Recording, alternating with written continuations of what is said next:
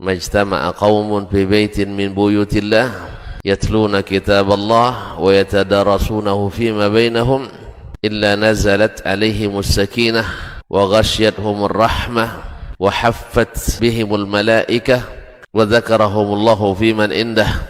Tidaklah suatu kaum duduk di salah satu rumah Allah membaca ayat-ayat Allah dan sama-sama mempelajarinya kecuali turun kepada mereka as-sakinah, ketentraman dan kenyamanan. Wa ghasyiyatuhumur rahmah, dan mereka diliputi pula oleh rahmat, kasih sayang dari Allah Subhanahu wa taala. Wa haffat bihimul malaikah, dan mereka pun dikelilingi oleh para malaikat, karena malaikat suka majelis-majelis zikir dan ilmu. Wa dzakarahumullahu fiman indah, dan Allah akan banggakan sebut-sebut mereka di kalangan malaikat-malaikat yang ada di sisinya, di masyarakat atas. Mudah-mudahan kita termasuk yang sering disebut-sebut di sisi Allah di kalangan para malaikat, dan di akhir majelis ini mudah-mudahan kita pula mendapatkan seperti yang tersebut dalam hadis qudsi, qumu maghfuran lakum, silahkan berangkat meninggalkan majelis ini dalam keadaan diampuni dosa-dosa kalian.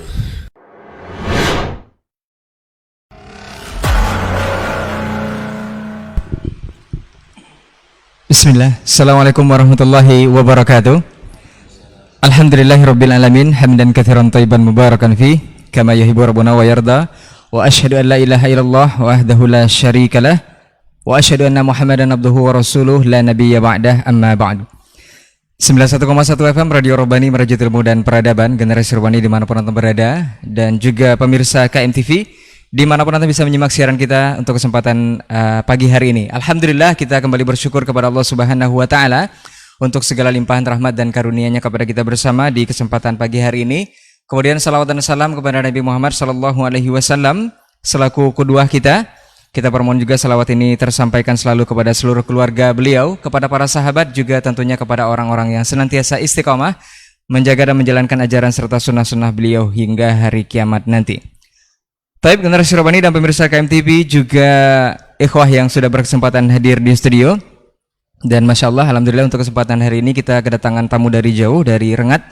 Mudah-mudahan ini bisa bermanfaat untuk antum yang menyimak langsung kajian ataupun program kita Diktat Dialog Ilmuwan Islam bersama Ustadz untuk kesempatan pagi hari ini. Kita menyambung episode sebelumnya. Untuk Diktat hari ini sudah memasuki episode ke-20, dan ini tema yang akan kita bahas masih seputar menjadi pembuka pintu kebaikan. Ini merupakan part yang kelima. Masya Allah, ketiga narasumber atau guru-guru kita yang sudah hadir di studio untuk kesempatan pagi hari ini di sela-sela kesibukan beliau. Kita sapa dulu masing-masing beliau yang sudah hadir. Ustaz Dr. Dasman Yahya Ma'ali LCM Hafizahullah Ta'ala. Assalamualaikum Ustaz. Sehat Ustaz? Alhamdulillah. Baik, kemudian Ustaz Dr. Helmi Basri LCM Hafizahullah Ta'ala. Assalamualaikum Ustaz. Sehat Ustaz ya? Alhamdulillah. Kemudian Ustaz Dr. Hidayatullah Ismail LCM Hafizahullah Ta'ala. Assalamualaikum Ustaz. Sehat Ustaz. Nah, baik generasi Robani dan pemirsa KMTV, juga ikhwah yang berkesempatan hadir di studio. Tanpa memperpanjang mukadimah, kita akan langsung saja kepada pembahasan selanjutnya. Seperti biasa untuk antum yang baru menyimak program ini, kita bagi di dua sesi. Untuk pertama kita akan dengarkan masing-masing mukadimah atau penjabaran dari guru-guru kita, dan nanti di sesi kedua antum bisa bersoal jawab di 0812 73 33 5531. Dan kajian kita di kesempatan pagi hari ini disiarkan langsung live dari laman Facebook Radio Robani, KMTV, dan banyak lagi channel dakwah yang menyebarluaskan kajian kita di kesempatan pagi hari ini. Untuk tidak memperpanjang mukadimah, kita akan langsung saja kepada pembahasan. Kita minta untuk guru kita yang pertama, Ustaz Dr. Hidayatullah Ismail LCM Hafizahullah Ta'ala. Falyatafadhal masykur Ustaz.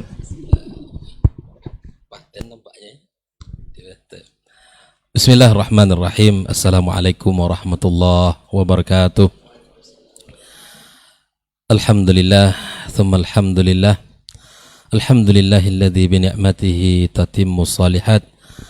Ashhadu an la ilaha illallah wahdahu la syarikalah wa ashhadu anna Muhammadan abduhu wa rasuluhu alladzi la nabiyya ba'dah.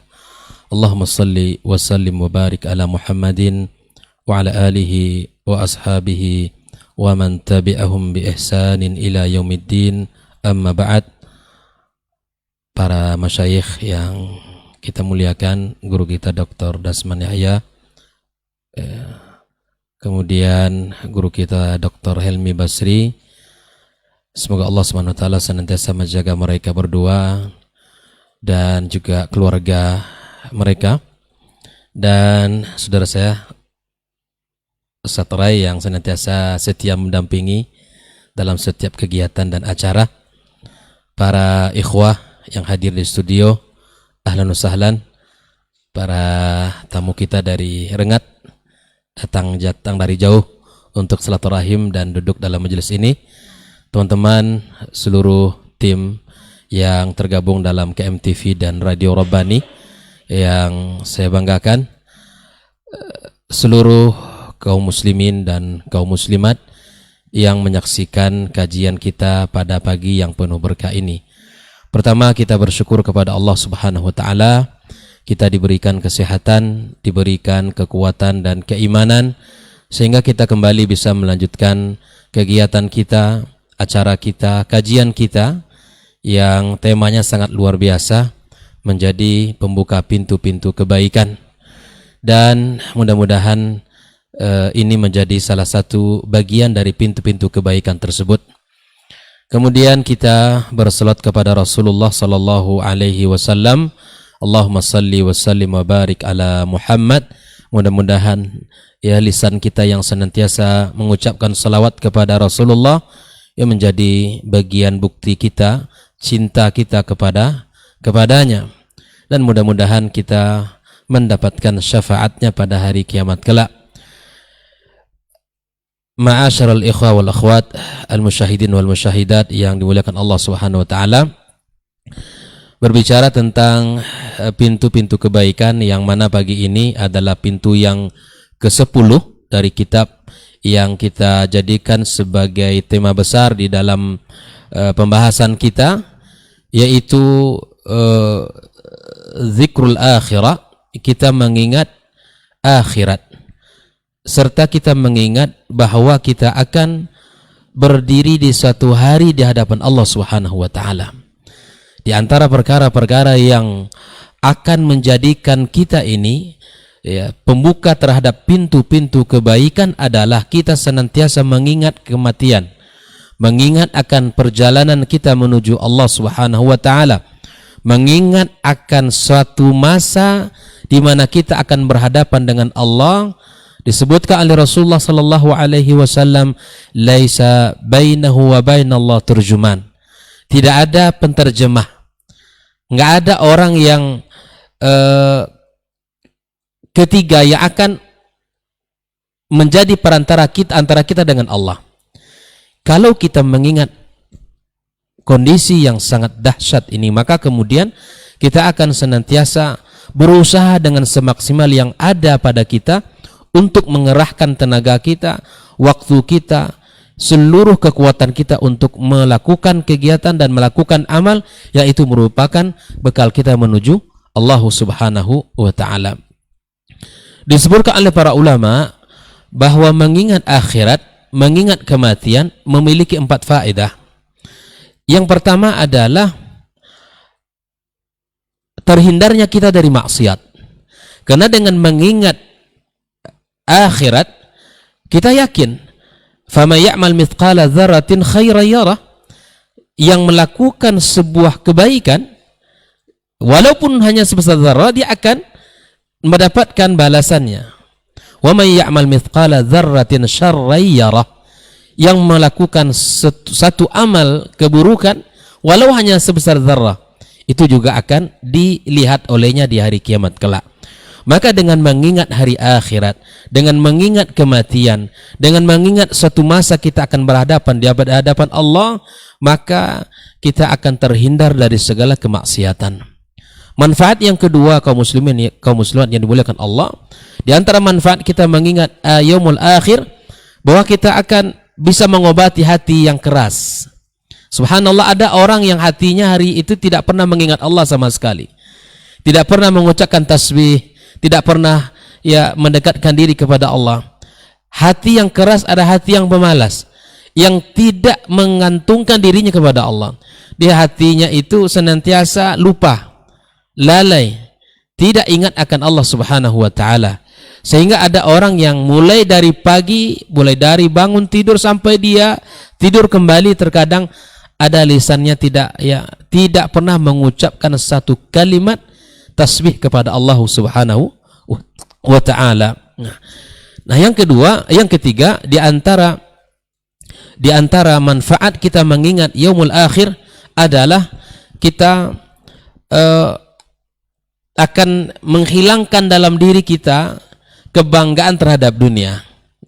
Orang-orang yang senantiasa mengingat yaumul akhir, akan kematian, dia tidak akan berbangga dengan rumah mewahnya, mobil mewahnya, rumah yang besar, harta yang melimpah ruah. Ketika diingatkan pasti dia katakan itu adalah amanah dari Allah, itu adalah titipan dari Allah. Ini rumahku, ini gedungku, ini usahaku, dan ini bisnisku. Semuanya apa yang dinisbatkan kepada benda yang hari ini kita katakan aku, semuanya akan hilang dan akan berakhir. Yang di ujung aku itu akan tidak ada lagi itu. Ketika dia meninggal dunia, maka kemudian dia akan, yang dikisahkan adalah benda-benda itu akan ditinggalkan, tidak akan dibawa satupun. Maka dengan mengingat kematian, mengingat satu masa kita akan berhadapan di hadapan Allah, maka akan mengikis kecintaan kita kepada dunia, akan mengurangi rasa kebanggaan, kesombongan terhadap apa yang Allah titipkan kepada kita.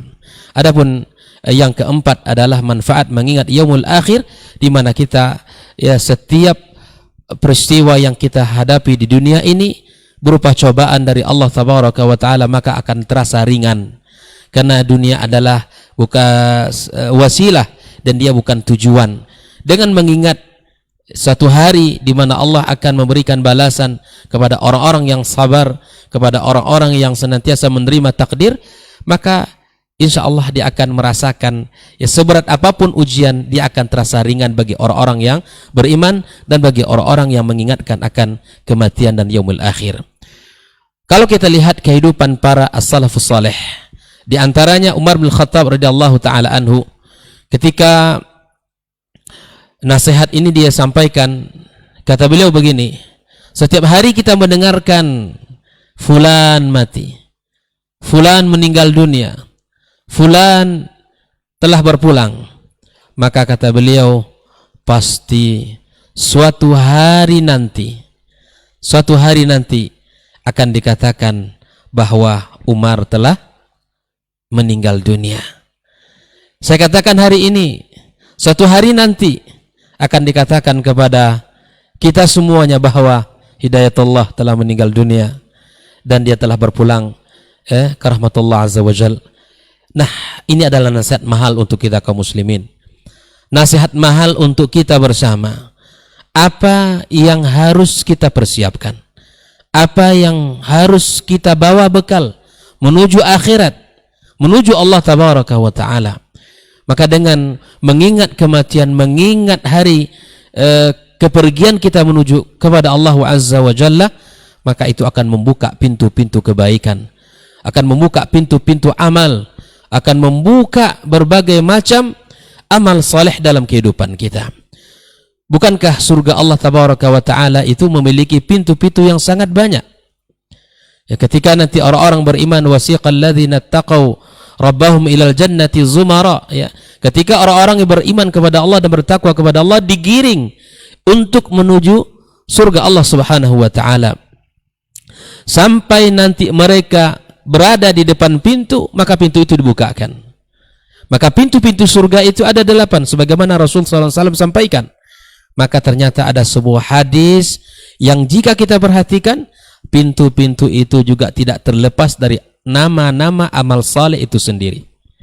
Makanya kata Rasul sallallahu alaihi wasallam, ada orang yang rajin salatnya di dunia, menjaga ibadah salatnya, maka nanti di akhirat akan dipanggil dari pintu salat. Ada yang ahli siyam, yang masya Allah ibadah siyam Ramadan ditambah dengan ibadah sunnah-sunnah, siyam sunnah yang lain, maka kemudian nanti dia akan dipanggil dari pintu Ar-Rayyan, ya, min babir Rayyan, sebagaimana Rasulullah SAW sampaikan, ya.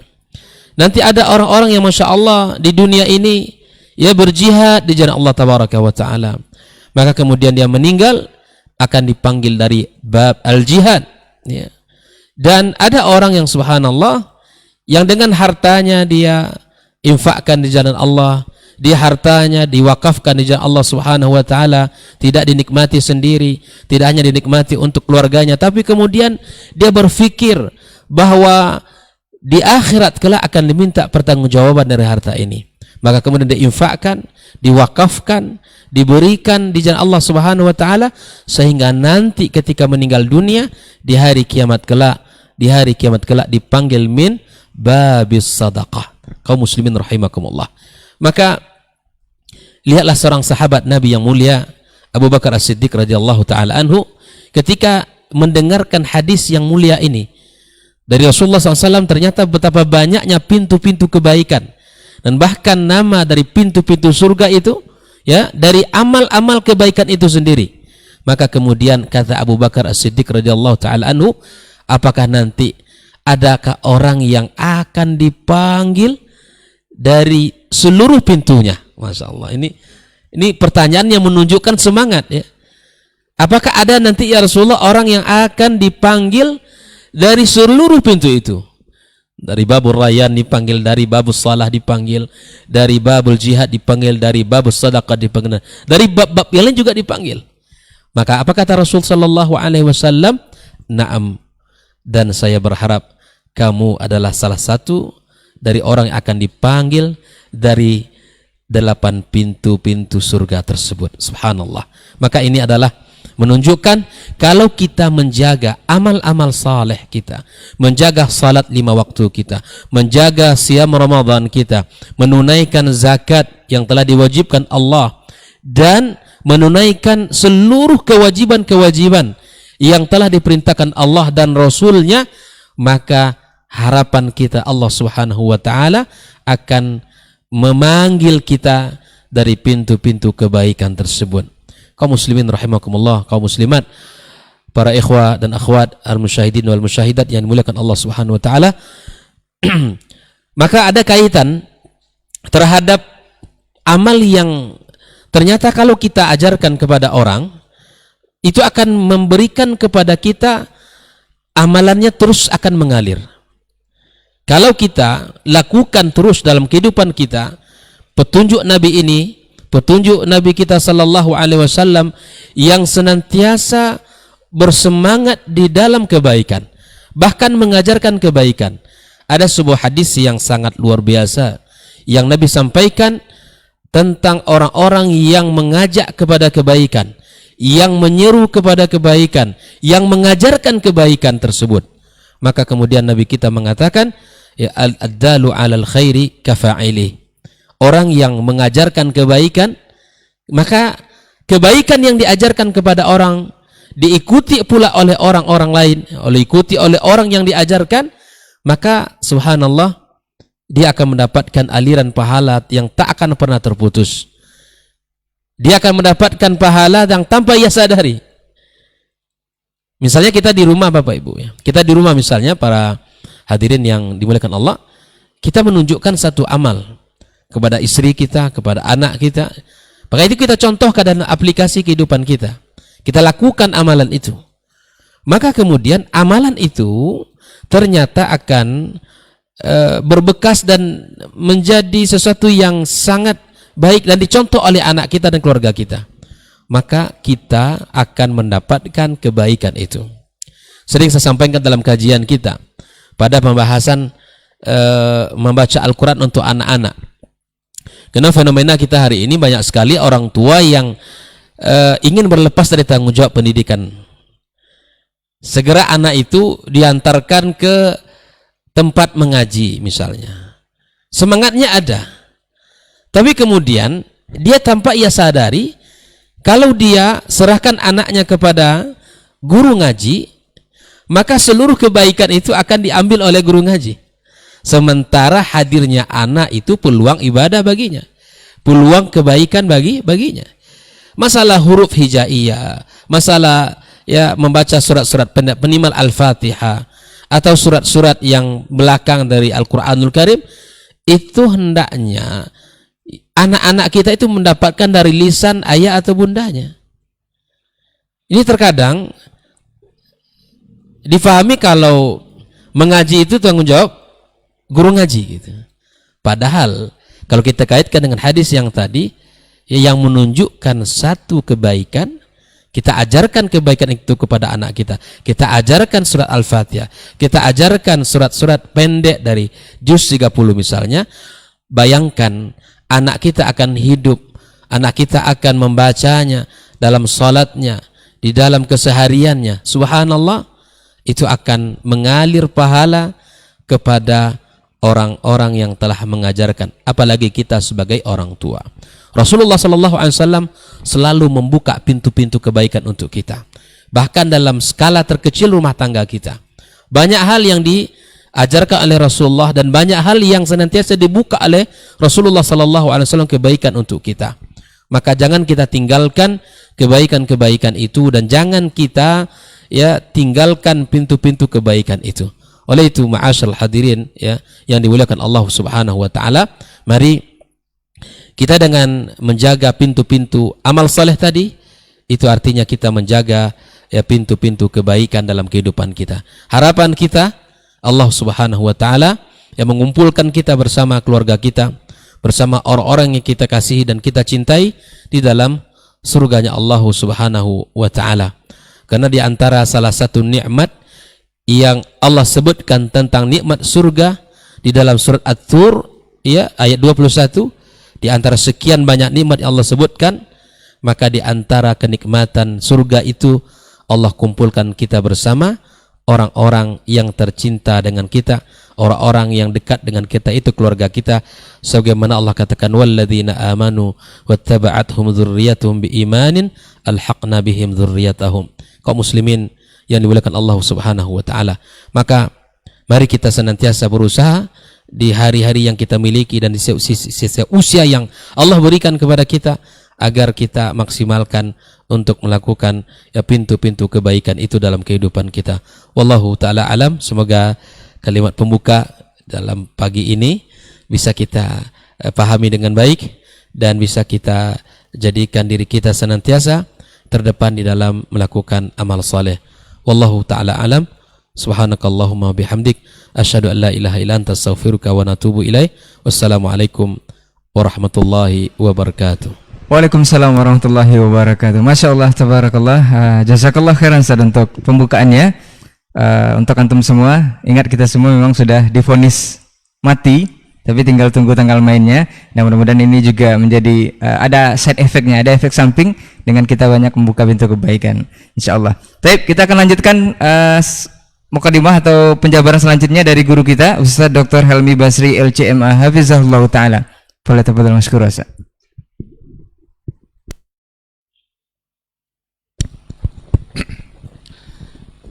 Bismillahirrahmanirrahim. Assalamualaikum warahmatullahi wabarakatuh.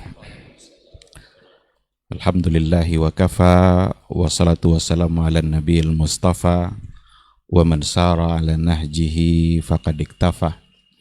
Asyhadu an la ilaha illallah wahdahu la syarikalah, wa asyhadu anna Muhammadan abduhu wa rasuluhu, la nabiyya wa la rasula ba'dah. Para masyayikh, Dr. Lasman, Dr. Hidayatullah, Saudara Rai, jazakallah khair, dan ikhwah yang hadir di studio pada pagi hari ini, jauh-jauh dari Rengat, mudah-mudahan langkahnya bernilai ibadah insyaallah. Langkah-langkah untuk kebaikan itu bisa menghapus dosa dan bisa mengangkat derajat kita dan kemuliaan kita di sisi Allah Subhanahu wa taala. Dan sahabat Arbani serta pecinta KMTV dimanapun berada, mudah-mudahan kita semua adalah orang-orang yang senantiasa diridhai oleh Allah Subhanahu wa taala dan diberikannya perlindungan dalam kehidupan ini.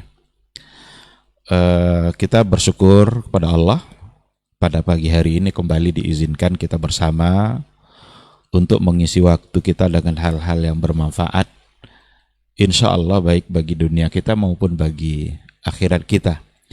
Kita berharap majelis ini majelis yang dinilai oleh Allah sebagai ibadah bagi kita, dan dicatat oleh malaikat Allah, dimasukkannya ke catatan kebaikan yang mudah-mudahan setiap saat catatan kebaikan itu senantiasa bertambah banyak dan bertambah berat timbangannya insyaallah.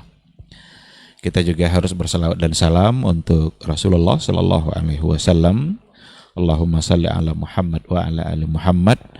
Mudah-mudahan kita senantiasa bersedia untuk mentauladani, mentaati semua hukum-hukum dan sunnah-sunnah yang telah beliau ajarkan. Karena tidak ada jalan yang membawa kita kepada keselamatan yang sesungguhnya, kebahagiaan yang sesungguhnya, kecuali dengan berpegang teguh dengan apa yang telah beliau ajarkan. Setiap kali kita ada upaya untuk mendekatkan diri kita kepada syariat Allah, kepada sunnah Rasul, maka setiap kali itu pula cinta Allah semakin dekat dengan kita.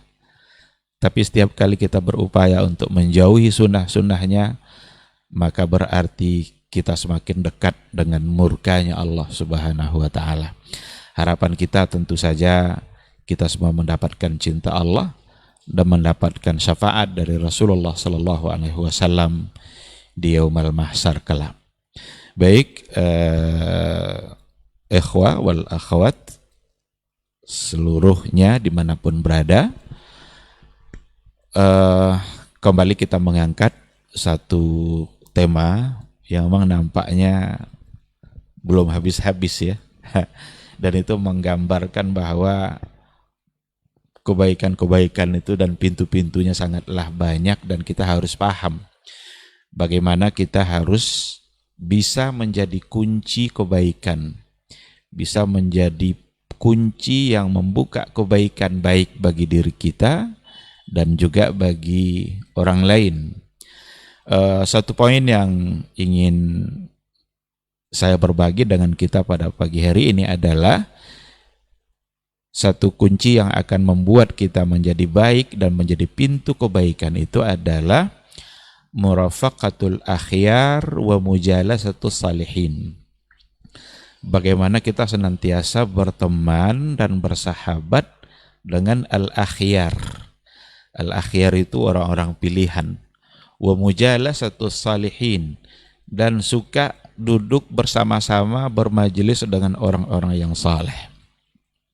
Ini salah satu dari kunci kebaikan yang kalau seandainya kita punya, yakinlah bahwa kita akan menjadi pembuka kunci kebaikan itu, baik bagi diri kita maupun bagi orang lain. Betapa sempurnanya agama Islam ini ketika ia mengatur berbagai hal. Sampai Islam itu mengatur juga bagaimana kita bersahabat, bagaimana kita berteman, dengan siapa kita harus berteman, itu diatur oleh agama. Kenapa agama ini mengatur? Karena berteman itu tabiat manusia.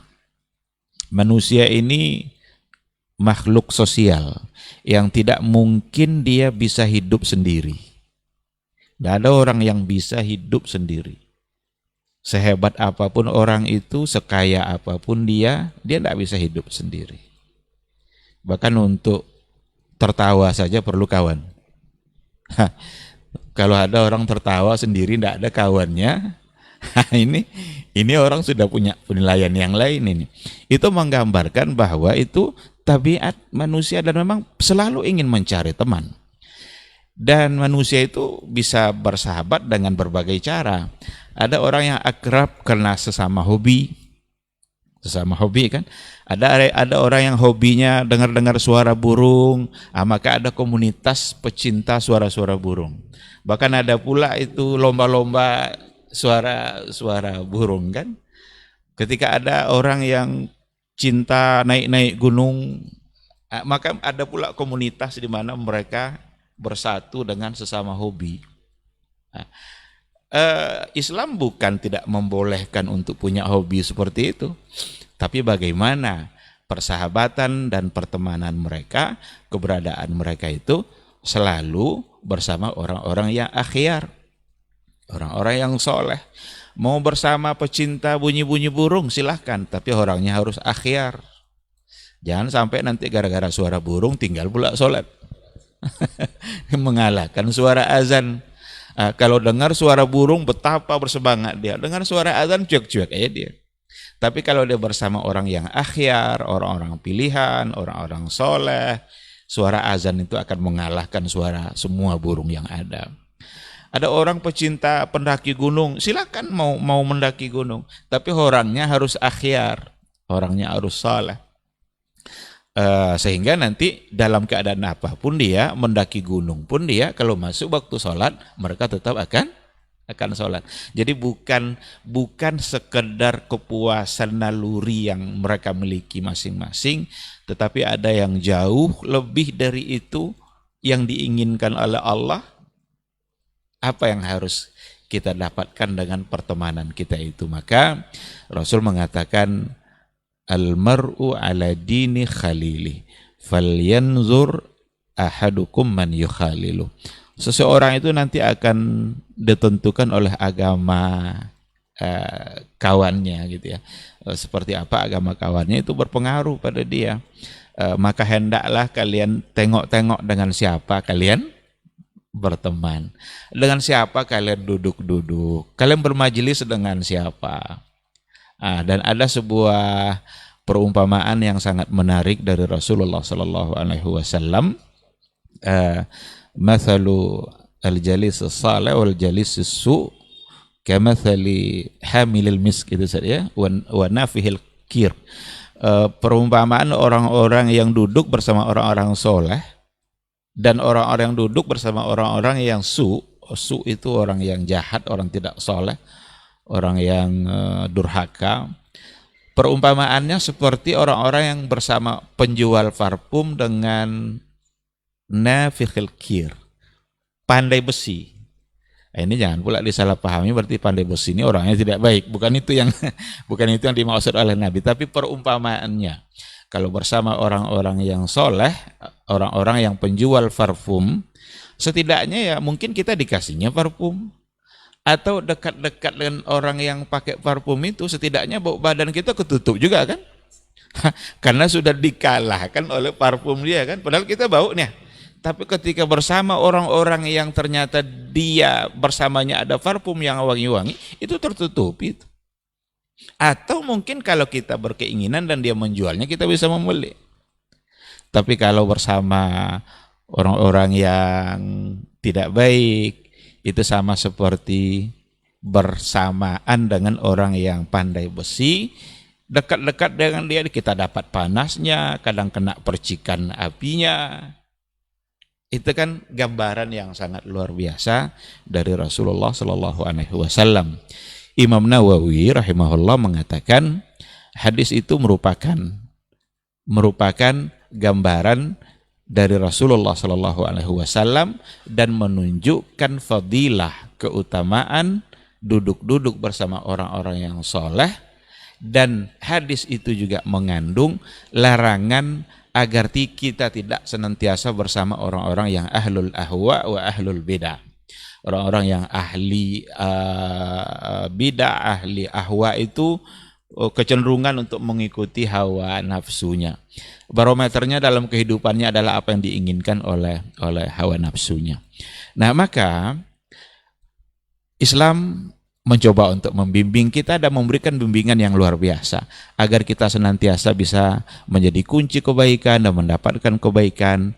Maka senantiasalah murafaqatul akhyar, bersahabat dan orang-orang pilihan, orang-orang baik, dan bermujalasah, bermajelis bersama orang-orang yang saleh.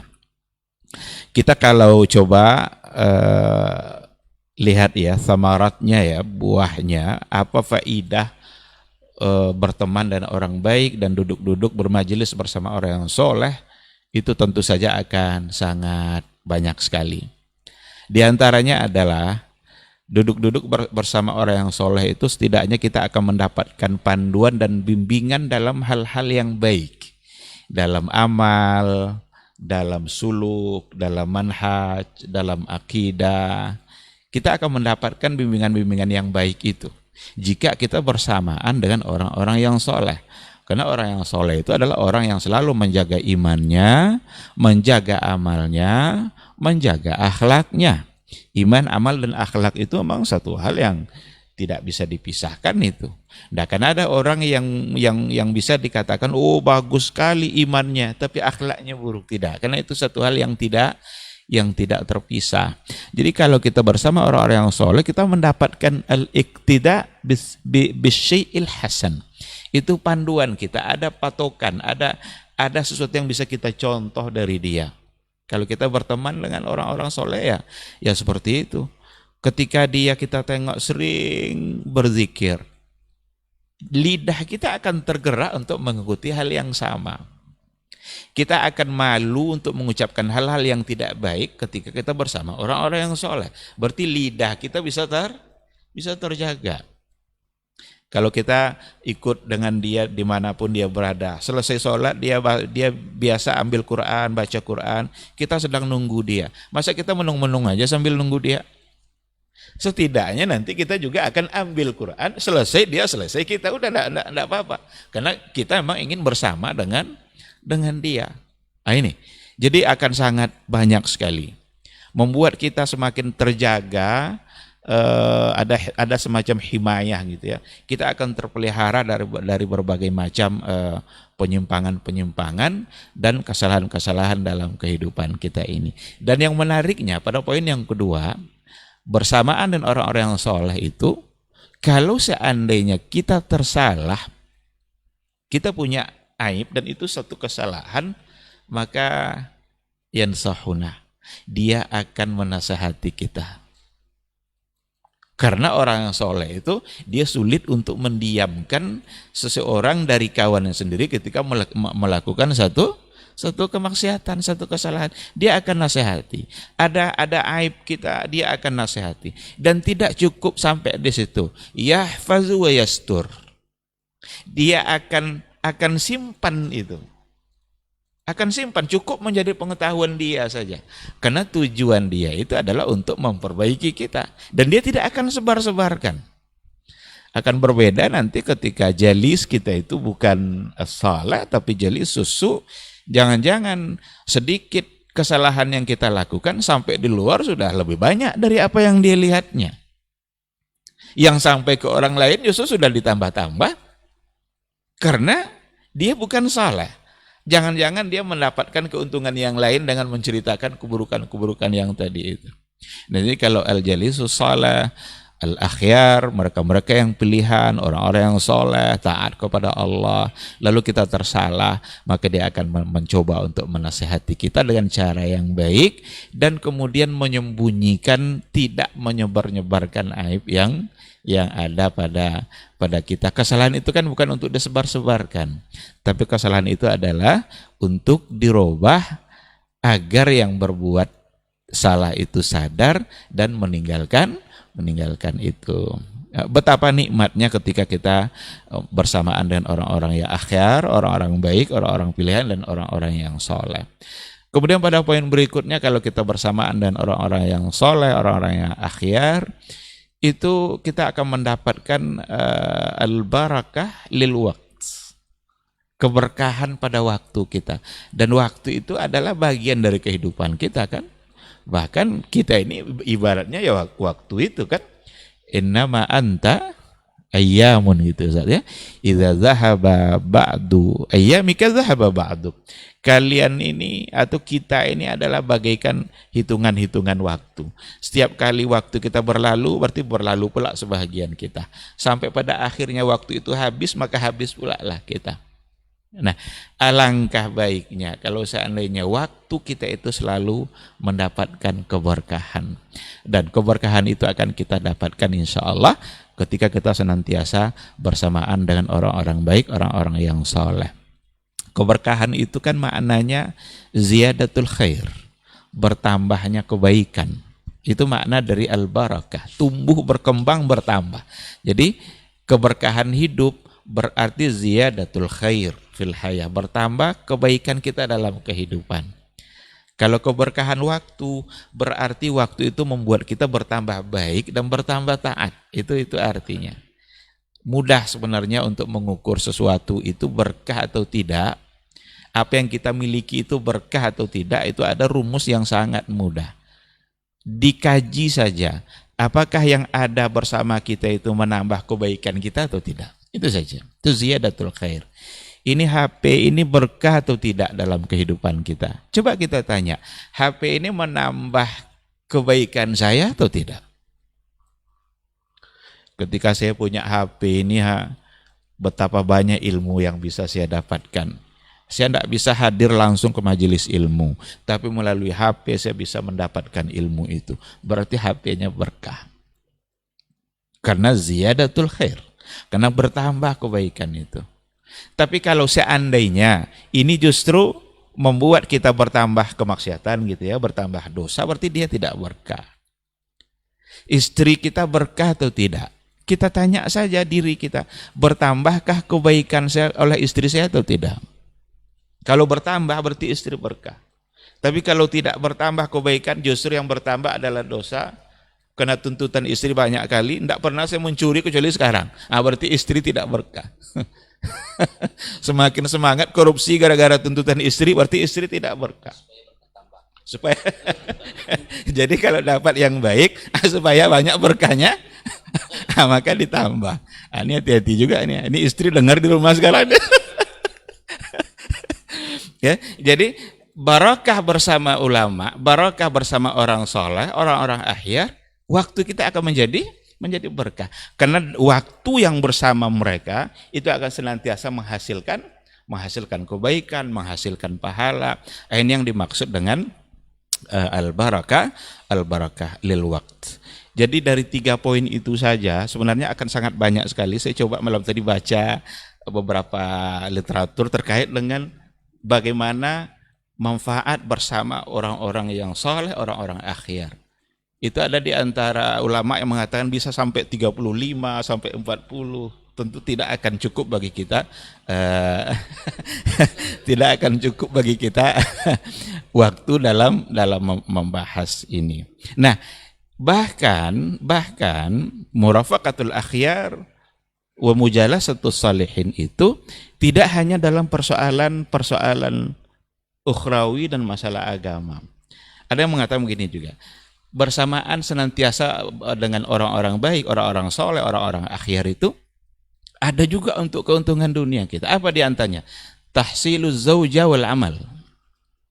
Bisa mudah mendapatkan calon istri dan juga mendapatkan pekerjaan. Dari mana logikanya?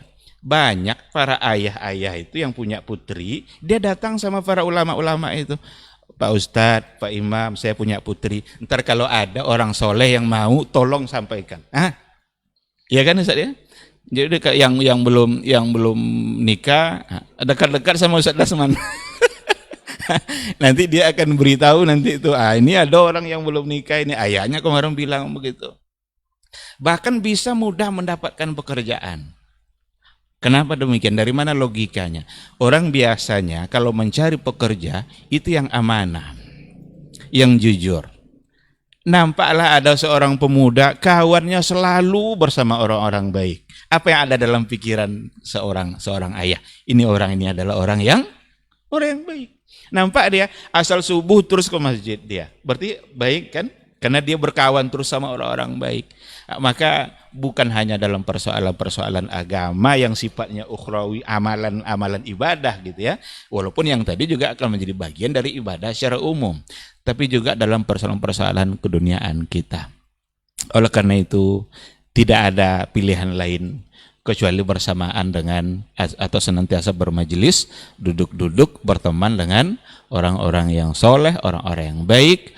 Karena almar'u ala dini khalili. Di satu sisi juga perumpamaan Nabi tadi betapa tergambar padanya pada yang diperumpamakan Nabi itu. Di situ kata Imam Nawawi ada semacam larangan agar kita tidak suka bermujalasah, duduk-duduk bersama orang-orang yang mengedepankan hawa nafsunya, orang-orang yang tidak peduli dengan agamanya, orang-orang yang bahkan dikatakan sebagai ahlul bid'ah.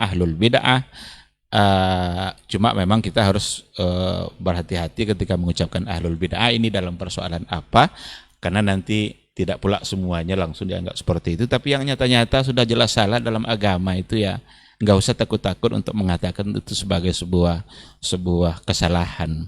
Dan jangan bersamaan dengan orang-orang itu. Kenapa demikian? Waktu kita akan habis untuk hal-hal yang tidak bermanfaat. Sibuk kita melakukan sesuatu yang dianggap baik, ini ibadah yang baik, ternyata tidak diterima oleh Allah Subhanahu wa taala. Buat apa? Sementara hidup kita ini sangat pendek, umur kita ini hanya dalam hitungan waktu yang tidak panjang, lalu terlalu singkat rasanya untuk menghabiskan waktu dengan hal-hal yang tidak baik atau dengan hal-hal yang tidak diterima oleh Allah Subhanahu wa taala.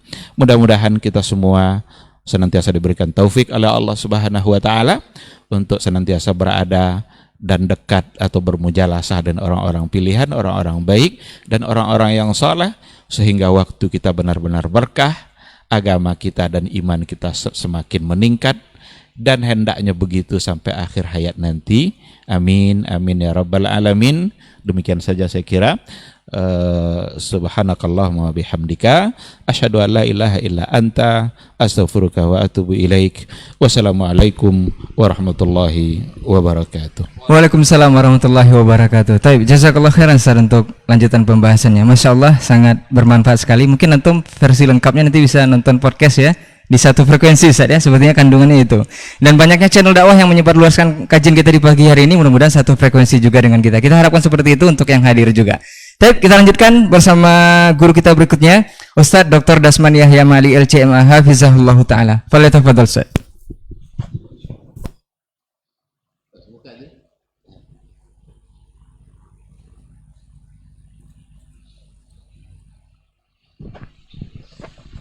Bismillahirrahmanirrahim.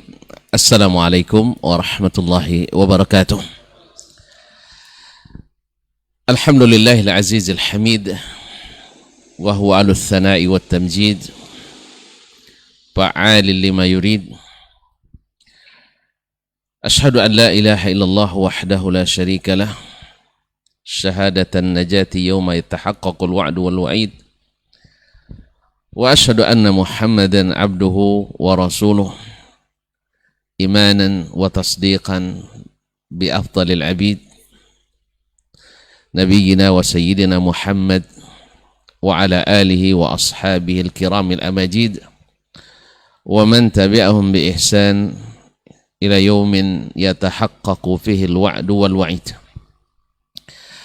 Amma ba'du, فأوصي نفسي وإياكم أيها المسلمون وإياتها المسلمات بتقوى الله عز وجل رب الأرض والسماوات، فإنه قد فاز المتقون. يا أيها الذين آمنوا اتقوا الله حق تقاته ولا تموتن إلا وأنتم مسلمون.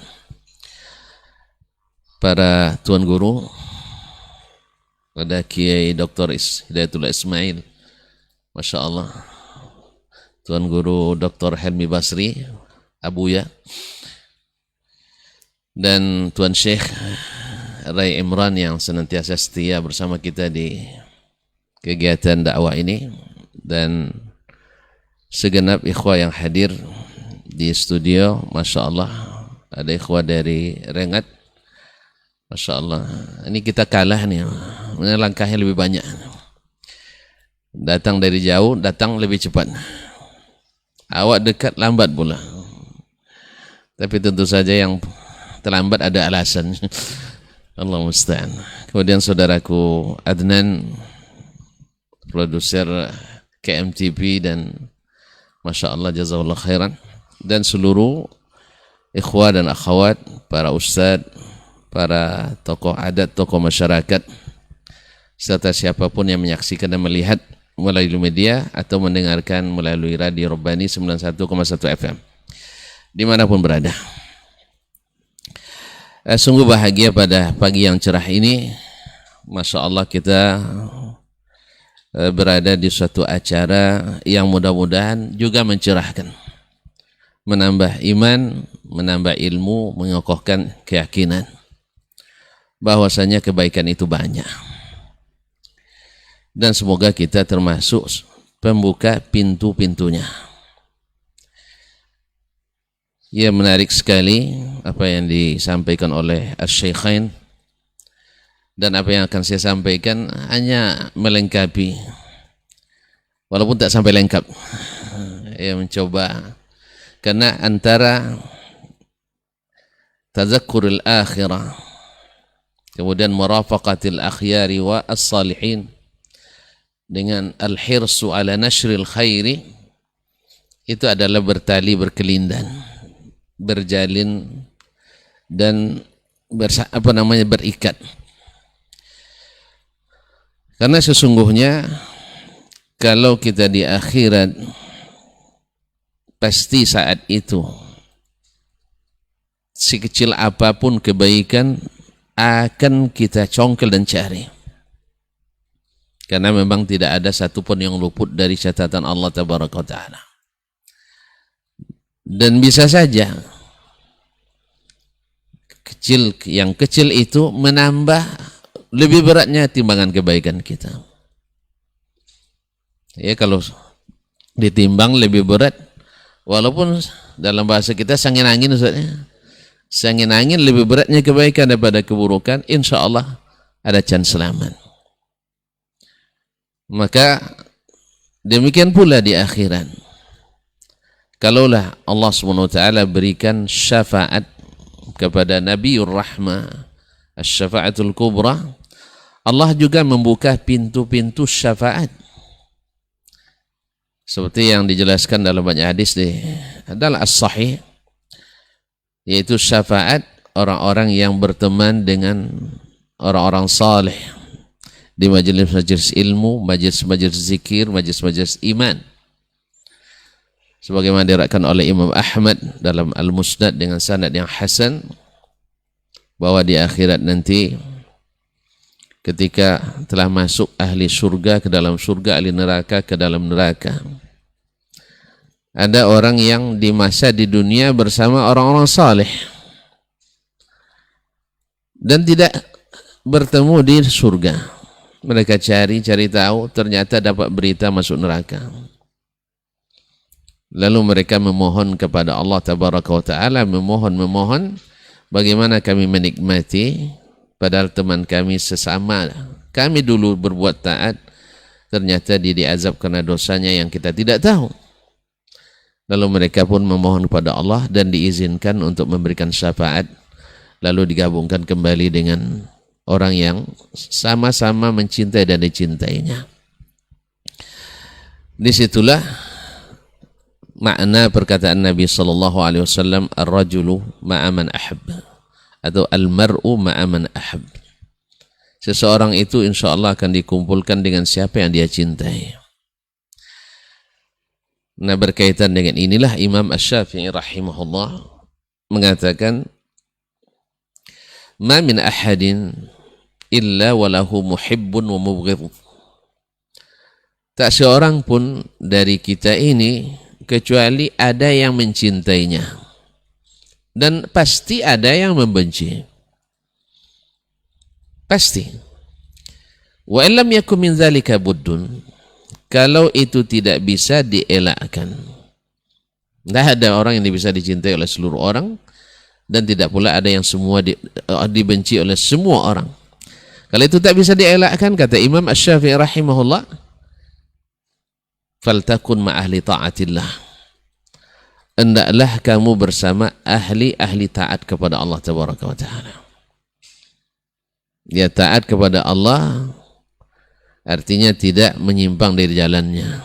Biarlah orang banyak menyimpang, kita tetap berada di jalan istiqamah. Biarlah banyak yang mengikut hawa nafsu, kita tetap di jalan sunnah. Biarlah banyak yang mencemooh, kita tetap menjadi kunci pembuka kebaikan itu. Oleh itu tuh para ikhwah, para akhwat yang mendengarkan atau menyaksikan ataupun yang hadir di studio, bahwa di antara miftah lil khair itu adalah pintunya al-hirsu ala nashril khair. Itu senantiasa termotivasi dan bersungguh-sungguh serta ambisi dalam menebar kebaikan dalam segala momen dan situasi. Ibarat moto sebuah usaha roti, ada di semua keadaan, hadir di semua momen. Artinya kita di semua keadaan, di semua momen selalu jadi buka pintu kebaikan. Subhanallah. Kaum muslimin sedang jemaah yang dirahmati Allah SWT. Kenapa? Karena pintu ini bila kita buka dan diikuti oleh yang lain, kita akan mendapatkan setoran-setoran pahala yang tak berhenti. Ketika suatu hari baginda Nabi alaihi salatu wassalam melihat atau ada kedatangan tamu dari kalangan Badawi, mereka pakaiannya yang compang-camping, yang lusuh, terlihat kefakiran dan kemiskinan dalam wajah mereka. Waktu itu Nabi alaihi salatu wassalam melakukan penggalangan dana. Jadi sebenarnya penggalangan dana ini adalah sunnah Nabi alaihissalam untuk membangun pintu kebaikan. Orang yang mungkin dengan kemiskinannya lemah imannya, mungkin dengan bantuan saudara-saudaranya akan kokoh. Orang yang tak punya rumah, tidak sempat istirahat dengan nyaman, mungkin terganggu ibadahnya, dibangunkan rumah, akan terbuka pintu kebaikan. Awalnya tidak mengaji jadi mengaji. Awalnya tak peduli dengan Islam, akhirnya jadi peduli. Karena ternyata dengan iman banyak teman yang peduli. Ini pintu kebaikan. Tiba-tiba datang seorang Ansar, subhanallah, membawa pundi-pundi yang kedua tangannya hampir tak mampu membawanya. Allahu Akbar. Ini kaum muslimin dan muslimat dirahmati Allah. Kalau bukan di jiwanya tersimpan kunci ingin membuka dan menebar kebaikan, siapa yang sanggup bawa uang yang mungkin sudah lama disimpan-simpan, disisihkan untuk masa depan, tetapi ternyata masa depan dalam konsep orang-orang yang pembuka pintu kebaikan itu bukan masa depan di hari tua, tapi adalah masa depan setelah habis masa, yaitu ketika masa menikmati, masa menuai, ketika sampai di akhirat nanti, khususnya fi awwali manazil al-akhirah. Maka dia serahkan. Fatahallala wajhu Rasulullah sallallahu alaihi wasallam bi abihi wa ummihi. Melihat itu, baginda Nabi alaihi salatu wassalam berkaca-kaca matanya, berseri mukanya, sampai beliau menyampaikan sebuah kata mutiara yang dicatat sepanjang sejarah dan menjadi patokan bagi siapa yang ingin beramal kebaikan. Man sanna fil islami sunnatan hasanah falahu ajruha wa ajru man amila biha la yanqusu min ujurihim syai'a. Siapa yang mencontohkan, mensunnahkan dalam Islam contoh yang baik, lalu diikuti oleh orang, maka dia dapat pahalanya, pahala mencontohkannya, dan pahala orang yang mengikutinya, tanpa sedikit pun mengurangi pahala mereka. Subhanallah. Kaum muslimin sedang jemaah yang dirahmati Allah. Bayangkan antum ketika ada pembangunan masjid misalnya, setelah bertahun-tahun tak selesai-selesai, tiba-tiba antum menyumbang dengan sumbangan yang Masya Allah dan diikuti oleh orang lain, maka pahala antum mencontohkan itu akan senantiasa mengalir, dan masjid ini akan menjadi sedekah jariyah yang tak putus-putus pahala. Ma'asyiral kiram dirahmati Allah. Dan barangkali kita yang mendapatkan pelajaran dari hadis ini, sahabat Ansar yang tadi memulai mungkin juga dapat kiriman pahala dari kita tanpa harus membuat acara kiriman pahala. Ma'asyiral kiram dirahmati Allah. Kadang-kadang kita sesuatu yang tidak pasti kita berusaha keras, tapi yang pasti kita justru malas-malas. Ini pasti.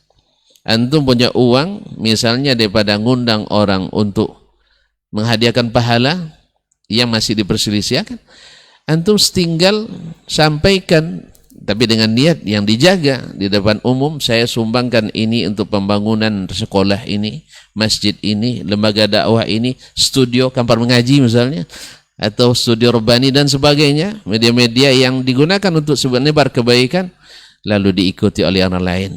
Masa fulan yang hanya sedang-sedang saja bisa nyumbang sebesar itu, saya yang Allah berikan dan bukakan hanya diikuti. Ma'asyarul kiram, artinya kita membuka pintu-pintu kebaikan dengan cara ya senantiasa termotivasi untuk menjadi penyebar kebaikan dimanapun. Ini dengan harta. Bisa saja dengan menjabar dengan akhlak dan adab kita. Lihat bagaimana Jarir bin Abdullah Al-Bajali seperti diriwayatkan oleh Imam Muslim dalam As-Sahih. Beliau sudah mencontohkan suatu tindakan yang mungkin hanya bisa dilakukan oleh orang-orang yang memang punya motivasi tinggi untuk berbuat kebaikan. Dia mengirim salah seorang dari budaknya untuk membeli seekor kuda.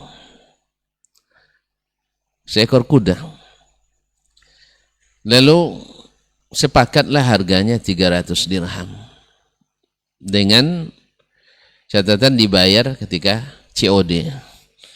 Nah, sampai di jadi cash on delivery itu sudah ada dulu, bukan kontemporer. Saya ilmiah aja yang bilang kontemporer.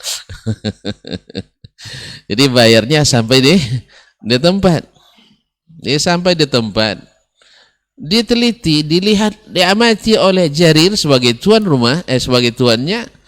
Dia bilang, kuda anda ini tidak patut dengan harga 300. Terkejutlah penjual.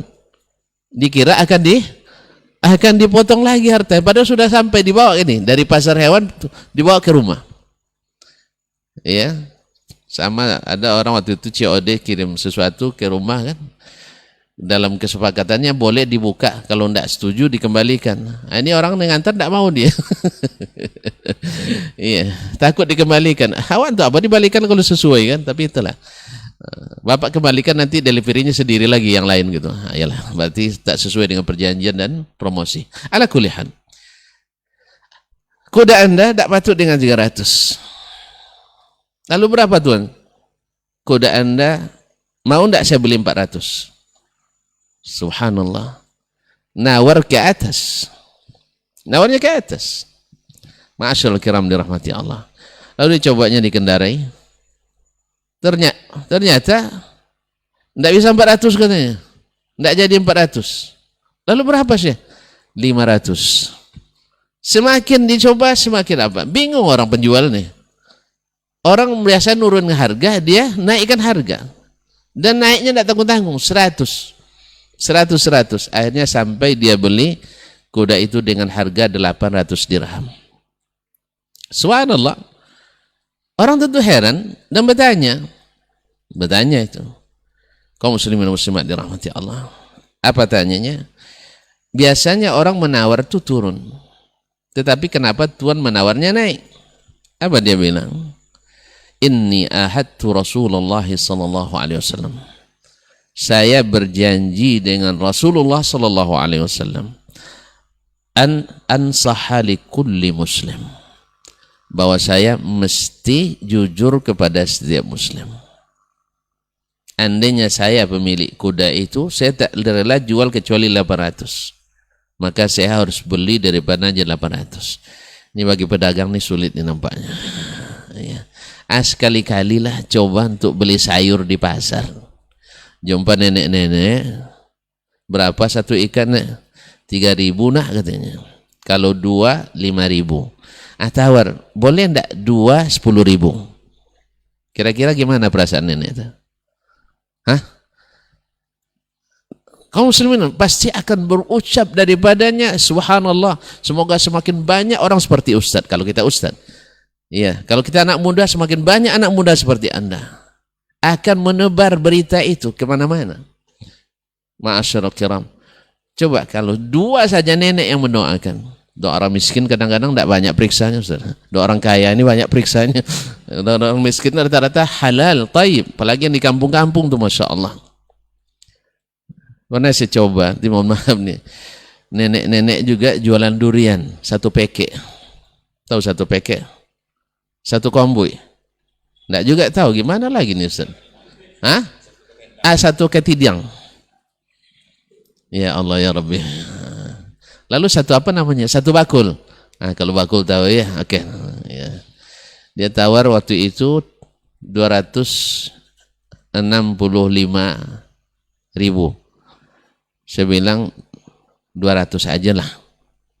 Nggak mau tawar-tawar terus. Dia bersikeras, saya bersetinggi. Dia bersikeras, saya bersetinggi. Akhirnya mau dia turun 260. Ya, saya 250 aja lah. Nggak mau. Dia tetap bersikeras, saya bersetinggi. Sengaja. Lepas itu saya bayar 200. Dia bilang, Nek, ini harga durian 265 harga semula, bukan 260 lagi, harga semula. Selebihnya pakai untuk beli sirih nenek. Subhanallah, menjelang kami berangkat termenung terus nenek itu. Termenung dia, subhanallah. Entah apa dalam pikirannya. Mungkin selama hidupnya tidak pernah ada yang seperti ini. Mungkin sama hidupnya. Orang menawar, Masyaallah kiram dirahmat, sederhana tapi subhanallah mengena. Sederhana dan sangat mengena. Ma'asyiral kiram dirahmati Allah Subhanahu wa taala. Nabi alaihi salatu wassalam, tentu saja beliau adalah uswatun hasanah. Ketika Abu Hurairah melaporkan ibunya kepada Nabi alaihi salatu wassalam, ibunya selalu mencaci maki Nabi. Abu Hurairah Islam, ibunya mencela dan mencaci maki Nabi. Mengatakan sesuatu yang dalam bahasa kita tidak terbasuh dengan asam lagi, tidak termakan asam lagi. Akhirnya mengadulah Abu Hurairah ke Rasulullah SAW, ya Rasulullah, ummi. Nabi langsung mengangkat tangannya. Melihat Nabi mengangkat kedua tangannya berdoa, orang-orang sudah berkomentar, bergumam di belakang, halakat ummu Abi Hurairah. Ini pasti sudah binasa. Ya karena Nabi yang berdoa. Subhanallah. Tetapi apa yang didoakan Nabi alaihi salatu wassalam, atau dalam, kalau saya tidak salah juga kabilah Daus, yang mengadukan kabilah Daus, kabilahnya Abu Hurairah radhiyallahu anhu, atau ibunya, saya jadi ragu sekarang riwayatnya. Nah, di ketika Nabi mengangkat kedua tangannya, orang terbayang Nabi akan mendoakan kecelakaan. Dan mungkin kita kalau ada ustaz nak berdoa macam begini itu, ustaz dia caci maki orang, lalu berdoa kan, yang terbayang oleh kita doa keburukan. Tapi Rasulullah sallallahu alaihi wasallam mengajarkan kita alal hirsi fi nashril khair, untuk senantiasa punya obsesi yang tinggi, punya motivasi yang kuat untuk menebar kebaikan bukan keburukan. Maka Nabi alaihi salatu wassalam berdoa, Allahumma hdi umma Abi Hurairah, atau Allahumma hdi Dausan wa'tini bihim. Ya Allah, tolong beri, orang sudah komentar tadi nih, rusaklah, habislah, binasalah ibu Abu Hurairah atau kaumnya Abu Hurairah Daus. Tapi Nabi justru mendoakan, Allahumma hdi umma Abi Hurairah atau Allahumma hdi Dausan wa'tini bihim. Ya Allah, beri hidayah kepada mereka. Subhanallah, ketika itu pulanglah Abu Hurairah dan dia temukan ibunya ala rizqilai Abu Hurairah. Jangan masuk dulu. Ibunya sedang mandi dan setelah itu dia mengucapkan asyhadu an la ilaha illallah wa asyhadu anna Muhammadan. Ma'asyiral kiram dirahmati Allah. Ada yang lebih daripada itu kaum muslimin. Ya, ketika Ummul Mukminin Aisyah radhiyallahu anha sedang santai bersama kekasihnya Rasulullah sallallahu alaihi wasallam. Sebaik-baik kekasih dan sebaik-baik yang mengasihi. Ya Rasulullah, hal madat alaika atau madat alaika ayyamun atau madat alaika yawmun ashaddu min yawmi Uhud. Ya Rasulullah, pernah enggak engkau mengalami hari yang lebih pahit daripada hari perang Uhud? Perang Uhud kan termasuk yang paling pahit bagi Nabi alaihi salatu wassalam. Kenapa tidak? Di waktu mulai nak berangkat, orang-orang munafikin menarik sepertiga pasukan. Coba menarik sepertiga pasukan. Berapa rusaknya tatanan yang sudah diatur. Di tengah jalan, musuh sudah di depan. Di Ajmatis Syaikhain. Tempat Syekh Hidayat lama tinggal dulu di Madinah. Hayul Mustarah. Kalau nak tahu sejarah perang Uhud, beliau lah. Tiap hari buka jendela, Uhud di depannya. Ini beliau nih. Kalau saya paling lewat di situ tiap hari. 4 tahun Masya Allah. Kalau nak tahu seluk beluk Uhud, tanya dia. Berapa ekor top ada di atas? Nah, subhanallah.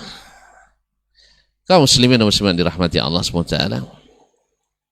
Kata Nabi, kemudian Nabi menyuruh tukang panah di atas Jabal Rumat 50 orang. Jangan kalian turun. Seperti apa keadaan. Sampai kami menang atau kalah. Bahkan riwayat lain disebutkan, seandainya burung-burung pemakan bangkai sudah memakan jasad-jasad kami, kalian tidak boleh turun. Subhanallah. Jelas sekali. Jelas sekali. Nassan. Cuma sebagian tidak mau memahami secara tekstual. Allah musta'an. Kaum muslimin dan muslimat dirahmati Allah, terjadi peperangan. Alhamdulillah menang di putaran pertama. Orang-orang Quraisy Makkah sudah melarikan diri. Dia jauh. Mulailah sebagian memakai ilmu maqasidus syariah. Ini mohon maaf tidak sama yang saya ajarkan Ustaz. Fiqhul maqasid ini seperti yang diingatkan para ahli maqasid, selalu diingatkan oleh masyayikh, dalam setiap ilmu itu ada gulunya, termasuk di sini, yaitu menerapkan maqasidus syariah berlebihan. Kullu ma yatajawazul had inqalaba ila dhadd. Sesuatu yang melampaui batas pasti akan kembali kepada sebaliknya. Mereka mengatakan, mulai menafsirkan perkataan Nabi SAW. Kan Nabi suruh ini supaya kita hati-hati dalam peperangan. Sekarang peperangan sudah usai, ghanimah sudah di bawah, untuk takut mereka tidak dapat bagian. Akhirnya minkum mayuridud dunya wa minkum mayuridul akhirah. Tetapi yang tekstual hanya 11 orang. Yang kontekstual 39 orang. Ini untung kepala pasukan panglimanya tidak ikut. Ubaidullah bin Jahsh. Kalau sempat dia ikut, habislah mungkin turun semua. Untung dia bertahan. Tidak. Perkataan Nabi jelas. Jangan dilanggar. Itu tafsiran kita saja. 39 turun. Disitulah Allah uji baginda Nabi dan para sahabatnya radhiyallahu anhum dengan ujian berat, sebab senjata sudah diletakkan, senjata sudah diturunkan, dan mereka tidak akan menyangka ada lagi serangan. Tiba-tiba Khalid bin Walid radhiyallahu taala anhu sebelum masuk Islam memutar dan menyerang kaum muslimin dari belakang. Dimulai dengan tukang panah tadi yang hanya tinggal 11. Akhirnya disitulah paman Nabi SAW Hamzah mendapatkan perlakuan yang biadab, yang takkan pernah dilakukan oleh umat Islam, karena mutilasi dalam Islam tak dibenarkan. Kasru azmil mayyiti ka kasrihi hayyan. Hukum mematahkan tulang mayat sama dengan hukum mematahkannya saat hidup. Nabi melarang ini dalam Islam, dan insyaAllah orang muslim tak melakukannya. Hanya orang-orang kafir saja bisa melakukan. Sampai dibelah dadanya, dimakan jantungnya oleh Hindun sebelum masuk Islamnya. Dan inilah yang dilajat pada Nabi SAW. Dan sebanyak 70 orang sahabat waktu itu harus syahid. Dan ini sangat pahit. Nah, Nabi bilang ada yang lebih pahit lagi, yaitu ketika Nabi SAW lamma ishtadda adha Quraisy ba'da mauti Abi Talib wa Khadijah radhiyallahu ta'ala anha. Nabi sallallahu alaihi wasallam arada nafsahu ala qabailil Arab wa dhahaba ila Taif. Dia pergi ke Taif, bertemu dengan Ibnu Abdi Yalil. Jangankan dapat sambutan yang seharusnya orang Arab terkenal menyambut tamu dengan baik, tapi karena yang datang tamunya adalah Rasulullah sallallahu alaihi wasallam yang seharusnya lebih dimuliakan, tapi karena kekufuran dan kebencian justru menghinakan Nabi SAW. Makanya penentang dakwah itu memang suka menghina penentang kebenaran itu suka menghina. Sebaliknya, orang yang mencegah kebatilan dilarang untuk menghina. Bahkan menghina orang-orang musyrikin pun berlebihan dilarang dalam Islam. Apalagi menghina sesama muslim. Tapi memang perangai penentang kebenaran selalu menghina dan mencaci sepanjang zaman. Ahlul ahwa juga seperti itu. Karena tidak ada jalan untuk menjelaskan kecuali dengan menjatuhkan. Tapi ahlul haq tidak. Mereka punya banyak dalil, punya banyak keterangan, punya banyak bukti, sehingga tidak perlu untuk mencaci dan memaki. Kalau ada yang melakukan berarti dia juga kekurangan itu. Kalau ada yang sudah masuk ahlul haq ikut memaki-maki dan mencaci, biasanya juga karena dua sebab, mungkin ahlul batil terlalu berlebihan atau memang dalam kondisi yang kekurangan juga. Allahul musta'an. Baiklah, Nabi SAW dicaci maki, dihina, dilempari dengan batu sampai berdarah. Singkat cerita, lihat Nabi kita SAW, al-hirsu ala nashril khair, dalam sikap dan akhlaknya. Nabi SAW mendapat perlakuan itu sampai saking sedihnya, tidak terbawa lagi pikirannya kaum muslimin. Di Makkah tak dapat, di sini juga tidak bisa. Kemana lagi? Sampai beliau berdoa dalam as-sirah disebutkan, Allahumma inni ashku dha'fa quwwati ilaika wa qillati hilati. Innama ashku dha'fa quwwati ilaika wa qillati hilati wa hawani 'ala an-nas. Ya Rabbi, laula bika alayya ghadabun fala ubali. Ya Allah, hanya kepadamu aku mengadukan betapa lemahnya kekuatanku dan betapa sedikitnya jalan yang bisa aku tempuh dan betapa hinanya aku di depan manusia. Tapi ya Rabbi, asal engkau tidak marah, aku tidak peduli. Ini kalimat kuncinya. Asal engkau tidak murka, ya Allah, aku tidak peduli. Karena ridha Allah lebih tinggi daripada murka manusia ini. Ridha Allah lebih tinggi daripada bisa menghilangkan seluruh seluruh fitnah dan penghinaan yang dapat diberikan pada manusia kepadanya. Saat itu Allah mendengar apa yang dikatakan Nabi. Allah Maha melihat apa yang dilakukan orang Quraisy dan orang-orang Taif kepadanya. Nah, Allah turunkan malaikat Jibril bersamanya malakul Jibal untuk menawarkan ke Rasulullah sallallahu alaihi wasallam. Allah Maha tahu apa yang ada di hati Rasulullah sallallahu alaihi wasallam. Tapi Allah nak tunjukkan kepada kita bagaimana Nabi sallallahu alaihi wasallam adalah yang daiman harisan alal khair, yang senantiasa ingin menebar kebaikan, bukan untuk menjadi pembuka kunci keburukan. Ditawarkan oleh malaikat Jibal, "Lau syi'ta ya Muhammad utbiqa alaihimul akhshabain." Kalau engkau mau, wahai Muhammad, saya akan tautkan kedua gunung besar di Mekah ini ke atas mereka. Subhanallah. Ya, Nabi dalam suasana yang sangat tercekam, dalam kesempitan yang tidak ada ruang untuk bergerak sedikit pun. Tapi apa kata Nabi sallallahu alaihi wasallam?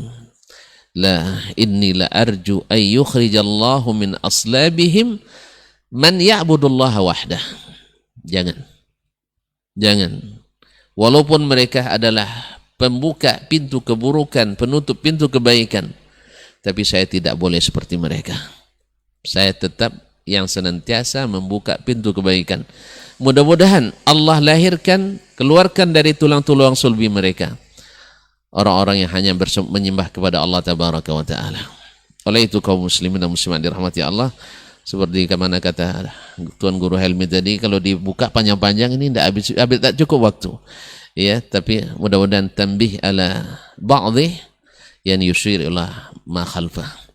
Ma'asyiral kiram dirahmati Allah SWT. Ma'asyiral kiram dirahmati Allah, Nabi alaihi salatu wassalam dalam hal ini menjadikan dia selalu haris ala fathi babil khair. Di antara orang bisa menjadi pembuka, penebar kebaikan tanpa berbicara dan tanpa banyak berkata-kata, dengan bersikap. Berkata Imam Malik rahimahullah, kuntu idza wajadtu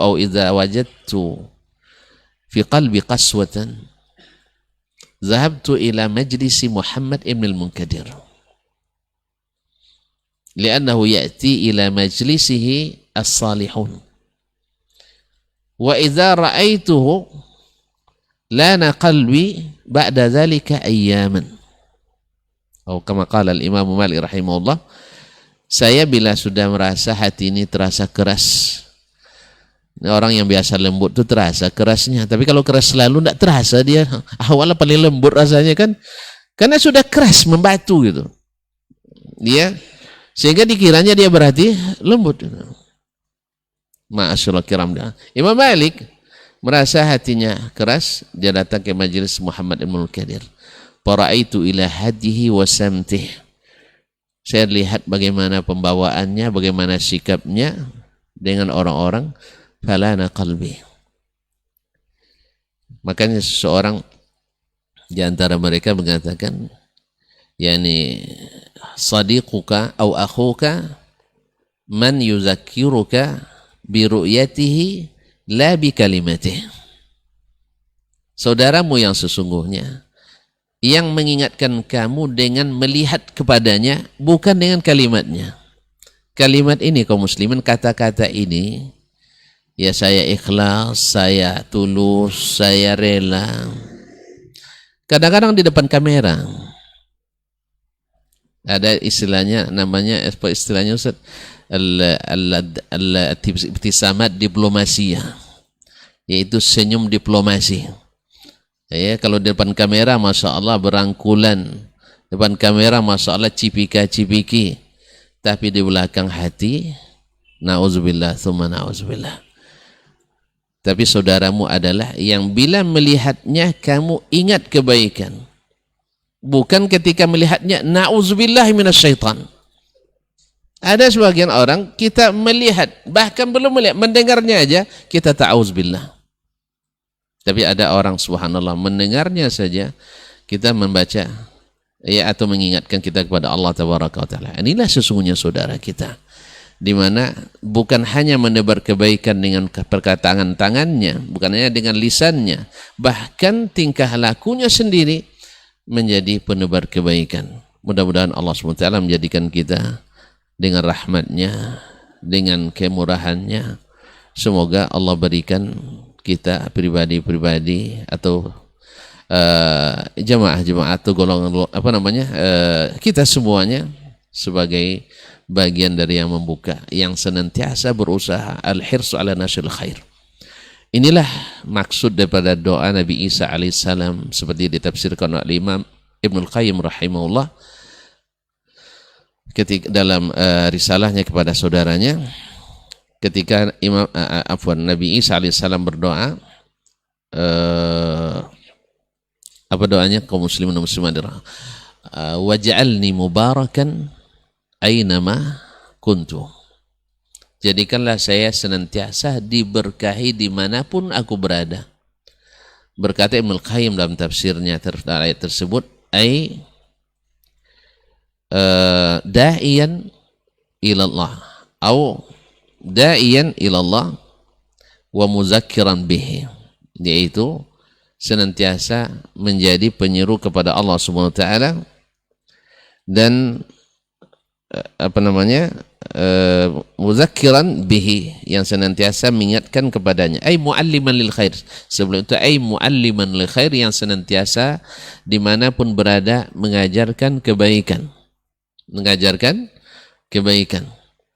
kemudian da'iyan ilallah ta'ala, menjadi penyeru kepada agama Allah, muzakkiran bihi, mengingatkan kepadanya, muraghiban fi ta'atihi, dan senantiasa membuat orang bersemangat untuk taat kepada Allah, bukan justru bersemangat menempuh jalan lain yang tidak disyariatkan Allah.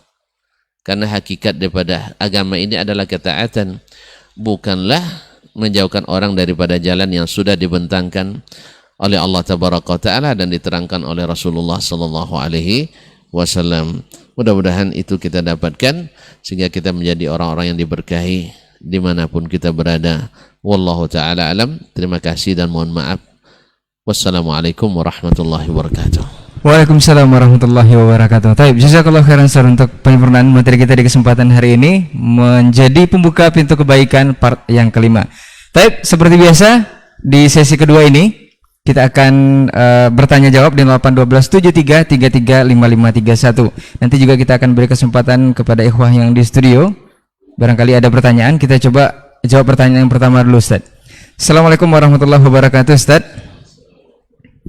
Semoga Ustadz semua dan para ikhwah yang hadir di studio juga kaum muslimin mendapat lindungan dan rahmat dari Allah Subhanahu wa taala. Yang ingin saya tanyakan Ustadz, bolehkah kita menjadi pintu kebaikan dengan, ini perlu ditanyakan Ustadz ya.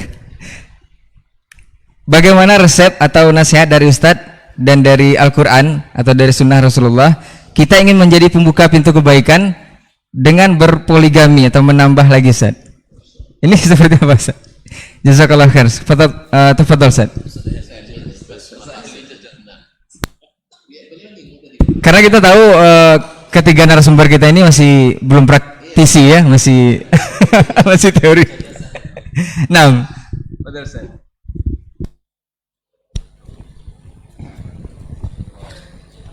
Baik, bismillahirrahmanirrahim. Terima kasih atas responnya. Pertanyaannya ini pertanyaan yang selalu dihindari ini sebenarnya. Karena kita khawatir nanti menjawab dengan teori tapi tidak terlaksana. Ini baiknya menjawabnya sedayat nih, karena sudah ada nampaknya arah sana. Tapi bagaimanapun sebagai sebuah syariat tentu kita harus paham. Kalau seandainya ada ketentuan yang datang dari agama, itu harus diterima. Kita belum mengamalkan, yaitu persoalan lain. Tidak boleh kita merubah hukum ketika kita belum bisa melaksanakan. Nah, ini yang sangat penting sekali untuk dipahami.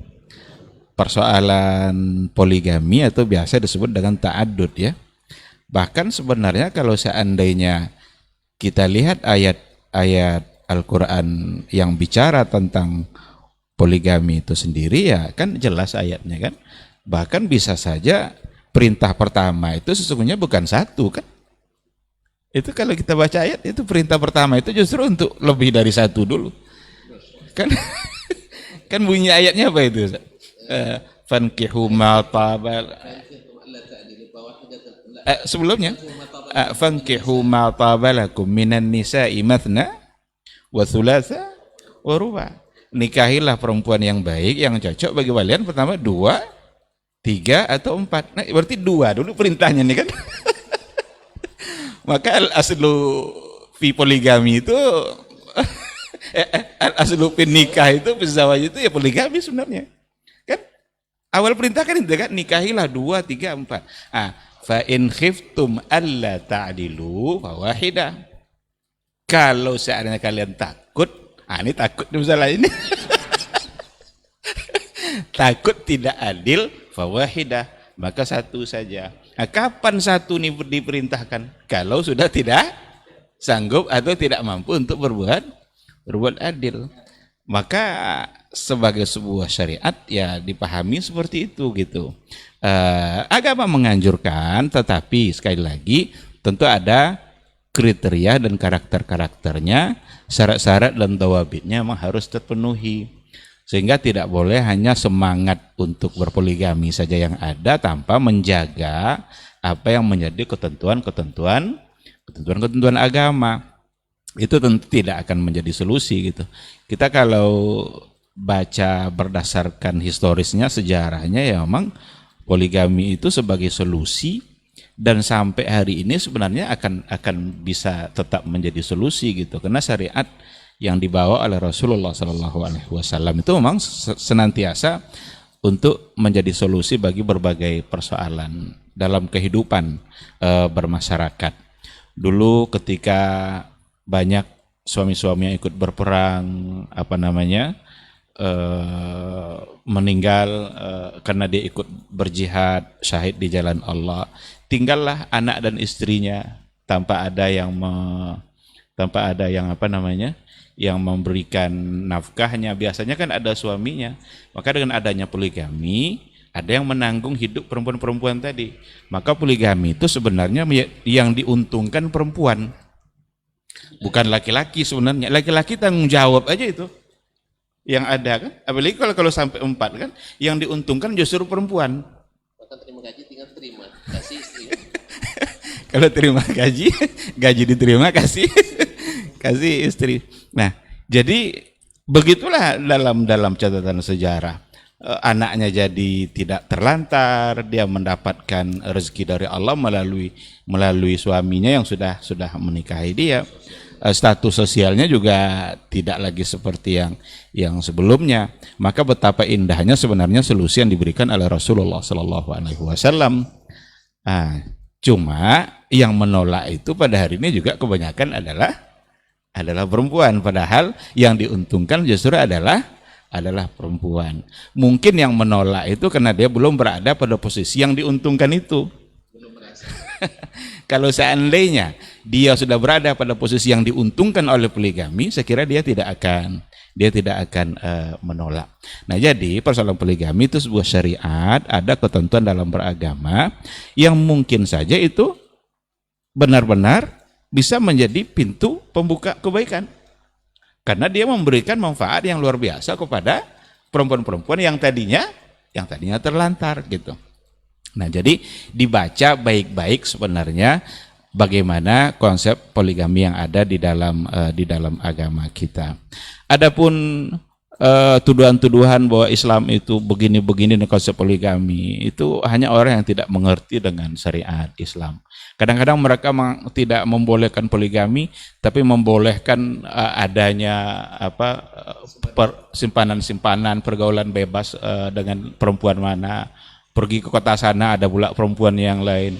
Sementara dia secara teori poligami itu ditolaknya, tapi secara praktek kadang yang menolak itu suka untuk melakukan gitu.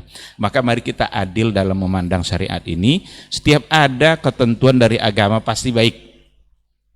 Tidak akan pernah ada ketentuan agama boleh oleh agama, dianjurkan oleh agama lalu buruk, itu tak akan pernah ada. Kita lah yang harus memahaminya, dan sekali lagi jangan sampai ketika kita belum sanggup untuk melaksanakan, bukan hukumnya ini yang harus kita utak-atik gitu. Nah, semangat kita itu yang harus disejalankan dengan apa yang ada pada syariat agama. Saya kira itu mungkin silahkan ditambah kalau masa yang lain. Jazakallah khair Ustaz untuk jawabannya. Ini memang pertanyaan ringan sebenarnya, tapi berat untuk dijawab karena kita semua belum praktisi. Ada tambahan Ustaz? Sadayat mungkin? Mungkin nanti akan ada episode diktat khusus poligami Ustaz ya. Masya Allah. Kita ke pertanyaan saya, atau ikhwah yang di studio ada pertanyaan? Ada? Nah, fadhal.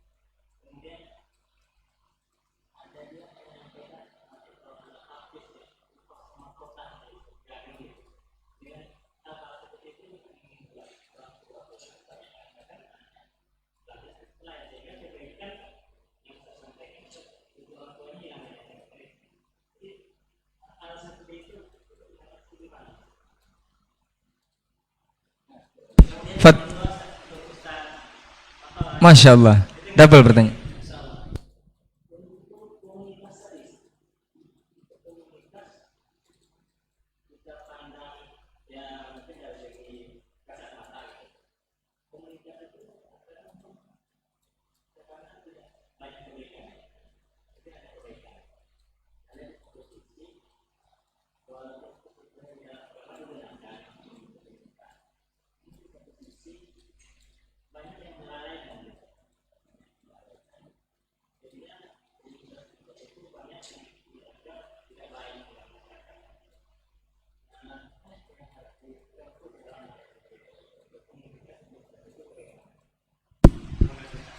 Baik, saya dulu. Fadhal Ustaz. Bismillahirrahmanirrahim. Jazakumullah khair. Ahlan wa sahlan di tempat ini, di studio kita bersama. Ya, terkait dengan sebagian orang tua yang mengantarkan anak lebih awal ya kepada guru dengan melepaskan tanggung jawab mendidik di rumah ya. Seperti tadi mengaji ataupun mengenalkan huruf-huruf hijaiyah dan seterusnya, atau mentalkin kalimat-kalimat atau surat-surat pendek. Nah, ini yang diingatkan oleh para ulama kita bahwa mengajarkan anak Al-Qur'anul Karim itu merupakan syiar min sya'airid-din. Orang tua harus faham itu, bahwa tanggung jawab kita kepada anak kita itu diantaranya adalah mengajarkan syiar Islam. Di antara syiar Islam itu adalah mengajarkan Al-Quranul Karim. Makanya dalam sebagian ungkapan para ulama, فَإِذَا تَحَيَّ الطِّفْلِ, kalau anak itu sudah siap, dalam artian siap ditalkinkan, dan pendengaran anak itu sudah mulai berfungsi, akhadha bitalqinil Quran. Yang pertama kali yang dikerjakan oleh orang tuanya adalah mentalkinkan Al-Quran itu sendiri. Ini artinya bahwa tugas kita sangat mulia. Makanya saya katakan tadi kan, bahwa hadirnya anak itu adalah hadirnya kebaikan yang sangat banyak untuk kita orang tua. Nah, ketika kita sudah memahami anak kita, dia sudah mulai lisannya mulai berucap, pendengaran sudah mulai baik, maka kemudian disitulah tugas kita orang tua untuk mengawali perjalanan hidupnya dengan mengajarkan Al-Quranul Karim, membacakan ayat-ayat pendek tadi. Karena ketika kita sudah mulai melakukan hal itu, maka di sini kata para ulama nantinya faedah yang pertama yang didapatkan adalah dia akan faham kalau Allah itu Rabbnya dan Al-Quran sebagai kalamnya. Jadi yang diajarkan pertama oleh orang tua mentalkinkan itu, mentalkinkan Al-Quranul Karim. Nah, berbeda nanti sebagian para ulama, apakah nanti di awal-awal itu kita mesti gabungkan dengan ilmu-ilmu yang lain. Di dalam mazhab ini banyak sekali ya. Dalam mazhab ini ya, kalau kita lihat di berbagai benua ya, maka itu akan berbeda-beda dia. Nah, saya katakan kembali bahwa mentalkinkan Al-Quran itu pekerjaan mulia, dan sampai yang saya katakan tadi, Al-Fatihah itu dapat dari lisan bunda misalnya, anak pertama, gitu kan?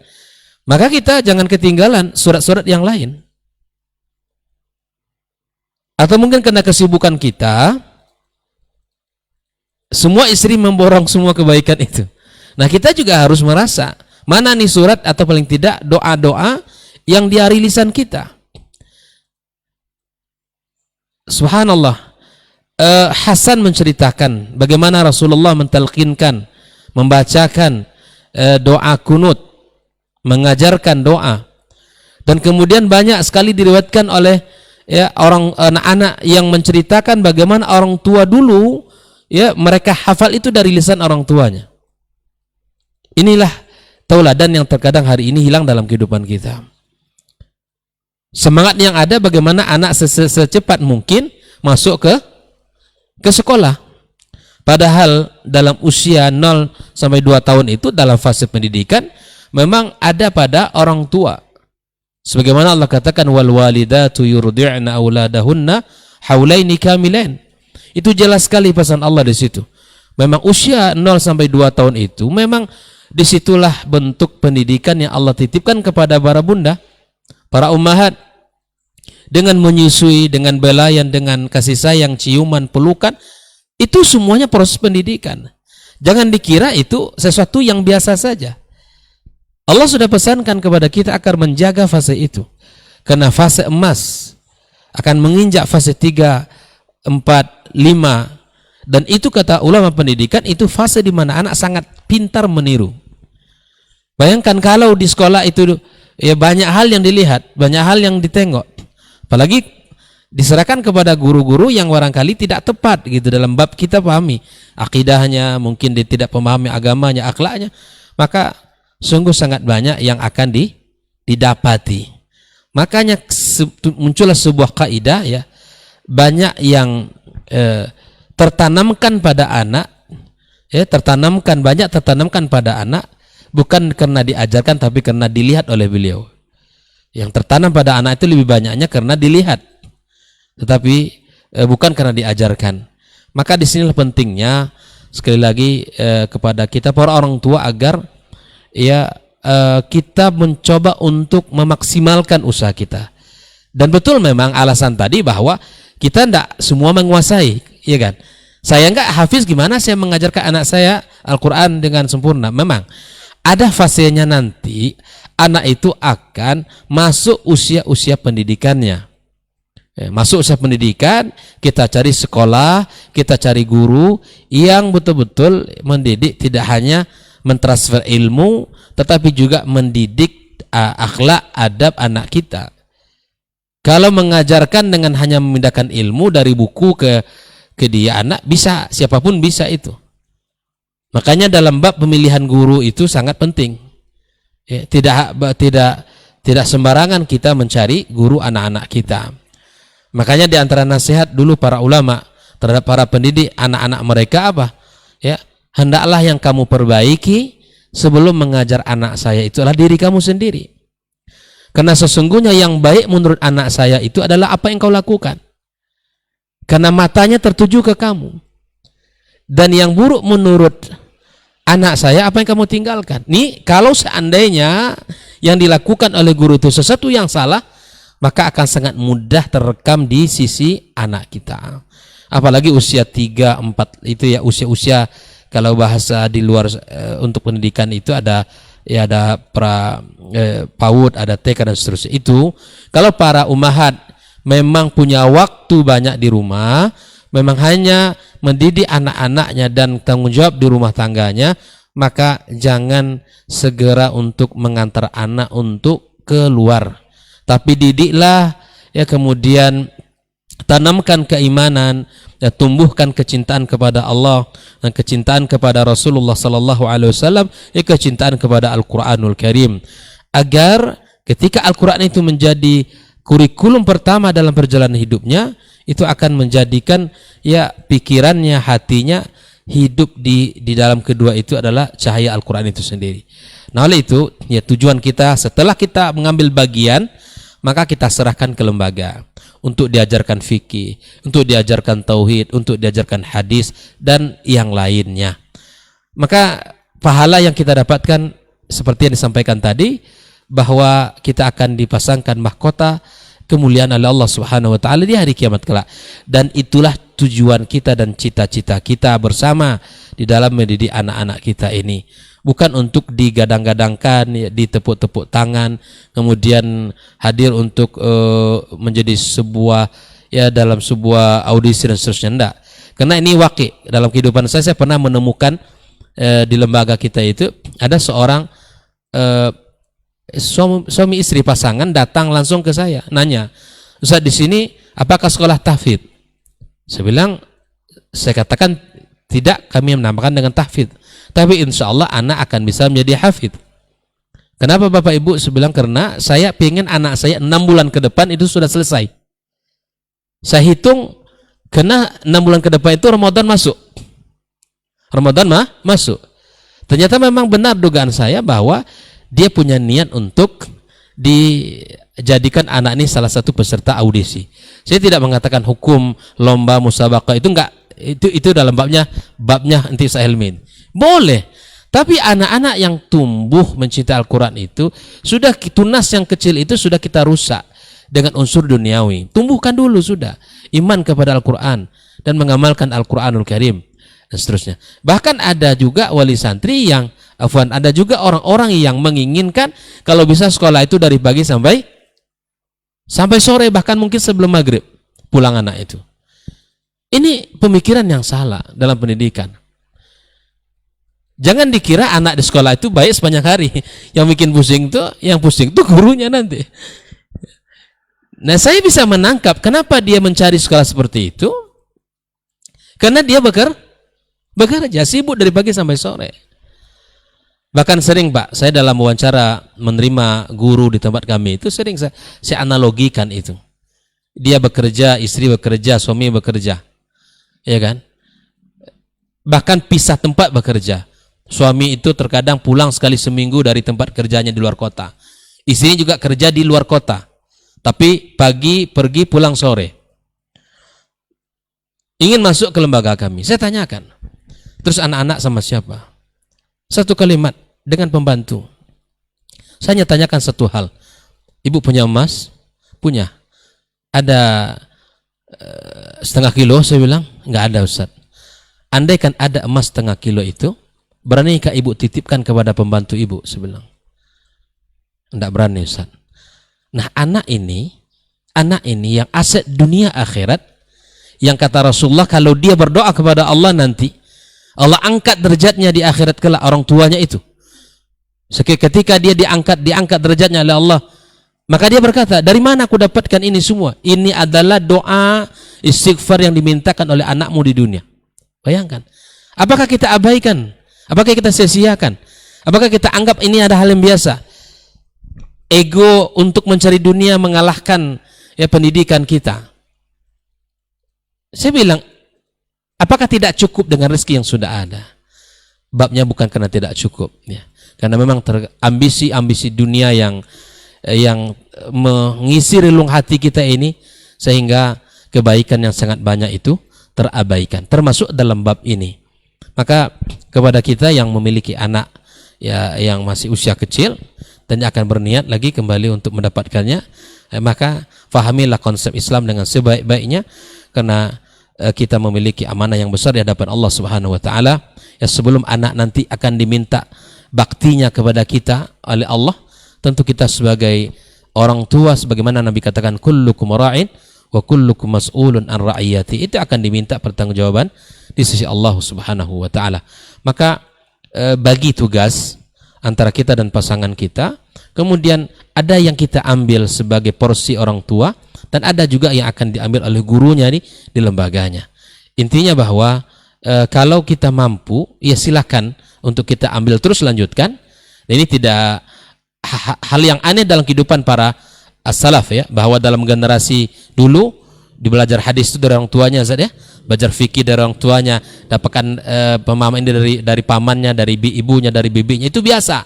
Kalau kita baca manaqib para ulama, itu biasa kita dapatkan itu, karena memang dulu mengambil bagian untuk itu. Hari ini tidak dapat dalam catatan sejarah bahwa hal-hal seperti itu semua telah diserahkan ke guru-guru yang mengambil perannya. Maka kembalikan kepada fungsi kita sebagai orang tua untuk mendidik sejak awal. Wallahu taala alam bissawab. Baik, jazakallah khairan Ustaz. Mungkin untuk lebih komplit nanti antum juga bisa simak ini kajian-kajian Ustaz seputar pendidikan anak dan keluarga. Nah, kita ke pertanyaan yang kedua Ustaz, untuk komunitas ini agar lebih baik, bermanfaat. Nah, Ustaz. Baik. Bismillah.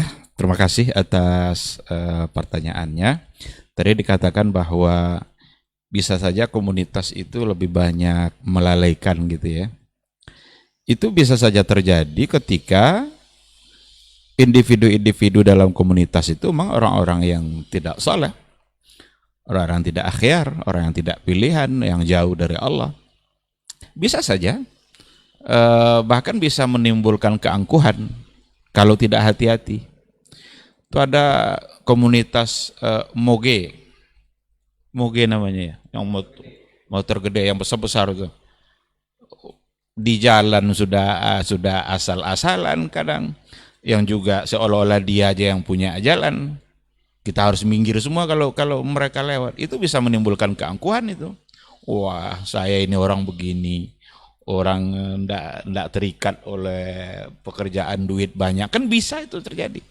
Tapi kalau seandainya itu diarahkan kepada kebaikan, tidak ada masalah. Ada grup moge bikar subuh.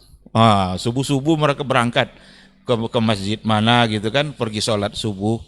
Kadang di Kampar sudah mulai ada sekarang itu ada orang mau dibuat seperti itu. Kan jadi beda kan? Ini untuk hal yang baik, ini untuk hal yang tidak baik. Maka tadi dikatakan komunitas itu bukan pula dilarang oleh agama, tapi agama membimbing agar komunitasnya tetap berada pada kebaikan.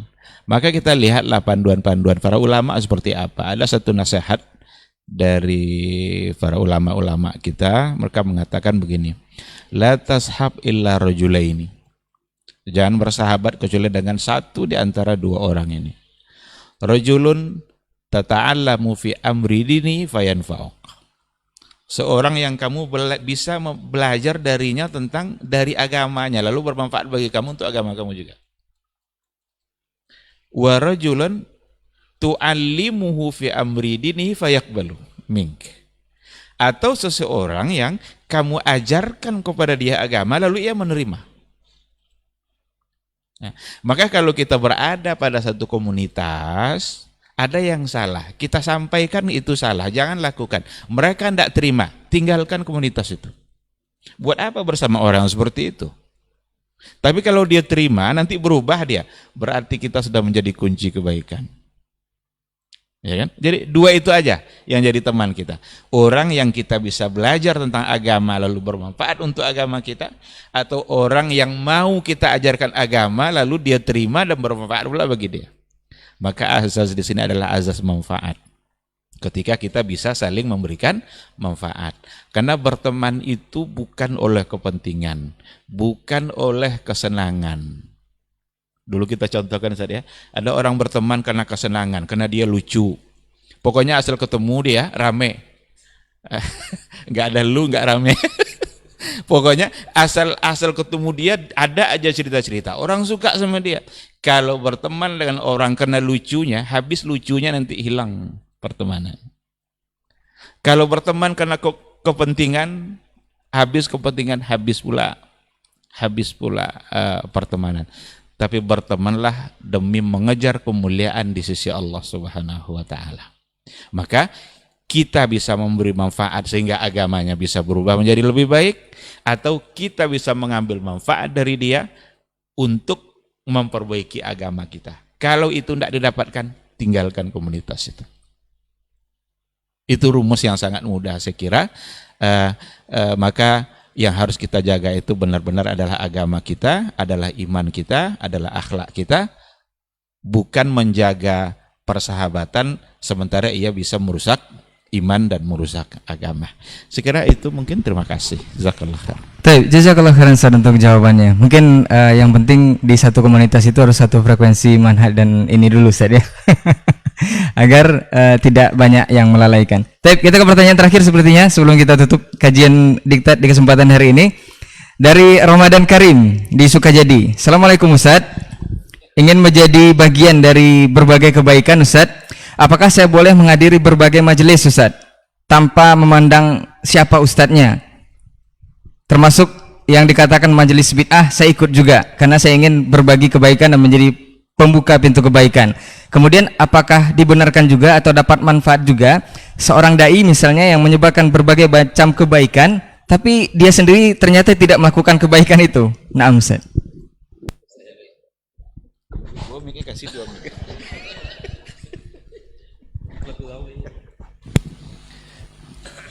Bismillah wassalatu wassalamu ala rasulillah wa ala alihi wa sahbihi wa mawala wa ba'du. Sebenarnya saya tidak ingin menjawab tadi nih. Saya kira dah habis pertanyaannya, tapi dapat pula yang sulit. Apakah boleh kita bermajlis dengan siapa saja? Tadi sepertinya sudah jelaskan oleh Tuan Guru kita. Andainya majlis itu membuat antum baik, semakin istiqamah, semakin teguh dalam agama, berarti majlisnya baik. Tapi kalau seandainya majlisnya membuat antum semakin menjauh dari sunnah Nabi Sallallahu Alaihi Wasallam, semakin goyah dengan apa yang harus diyakini, maka berarti bukan majlis kebaikan. Antum tinggalkan. Atau antum berada di majlis yang kalau antum berpengaruh di situ, bukan dipengaruhi, karena kita ini dua saja, muassiran atau mutaassiran, berpengaruh atau dipengaruhi. Berpengaruh tidak, justru dipengaruhi, berarti majlisnya tidak baik, maka kita tinggalkan. Apakah terlepas daripada orang yang menyerukan kebaikan dia sendiri tidak melakukannya? Andainya antum masih punya peluang untuk menyebar kebaikan melaluinya, ya teruskan. Tapi kalau seandainya justru menjadi penghambat untuk suatu kebaikan, ya tinggalkan. Alhamdulillah, dunia itu luas. Dunia itu luas. Inna ardallahi wasi'. Bisa kita mengganti dengan majelis-majelis yang lebih bermanfaat. Itu saja, wallahu taala alam. Baik. Tak ada tambahan Ustaz, jadi tidak ambil baik buang buruknya itu Ustaz ya dengan semua majelis. Baik, jazakallah khairan untuk jawabannya. Mudah-mudahan apa yang kita diskusikan di kesempatan pagi hari ini di Diktat episode 20 menjadi pembuka pintu kebaikan part yang kelima, bisa bermanfaat untuk semuanya. Afwan untuk semua salah kata dan khilaf bicara. Kita tutup dengan doa kafaratul majelis. Subhanakallahumma wa bihamdika asyhadu an la ilaha illa anta astaghfiruka wa atubu ilaik. Wassalamualaikum warahmatullahi wabarakatuh. Ketahuilah bahwa ketika kita mengikuti sebuah majelis ilmu, itu sesungguhnya Allah sedang memberikan kepada kita sekian banyak fadilah dan keutamaannya. Karena sungguh sangat mulia orang-orang yang berada di majelis ilmu. Orang-orang yang berada di majelis ilmu adalah orang-orang yang akan dimudahkan baginya jalan menuju surga Allah. Dalam hadis dikatakan oleh Rasulullah sallallahu alaihi wasallam, man salaka tariqan yaltamisu fihi ilman sahalallahu lahu tariqan ilal jannah. Barang siapa yang menempuh satu jalan di mana tujuannya adalah untuk mendapatkan ilmu, maka Allah akan mudahkan baginya jalan menuju surga. Surga itu perlu iman, dan mendapatkan surga itu perlu ilmu. Maka di majelis ilmu lah kita bisa menumbuhkan iman kita, dan di majelis ilmu lah kita bisa mendapatkan ilmu pengetahuan. Maka sering-seringlah menghadiri majelis yang bisa menambah iman kita dan juga bisa menambah ilmu, agar surga Allah itu benar-benar semakin dekat dengan kita bersama.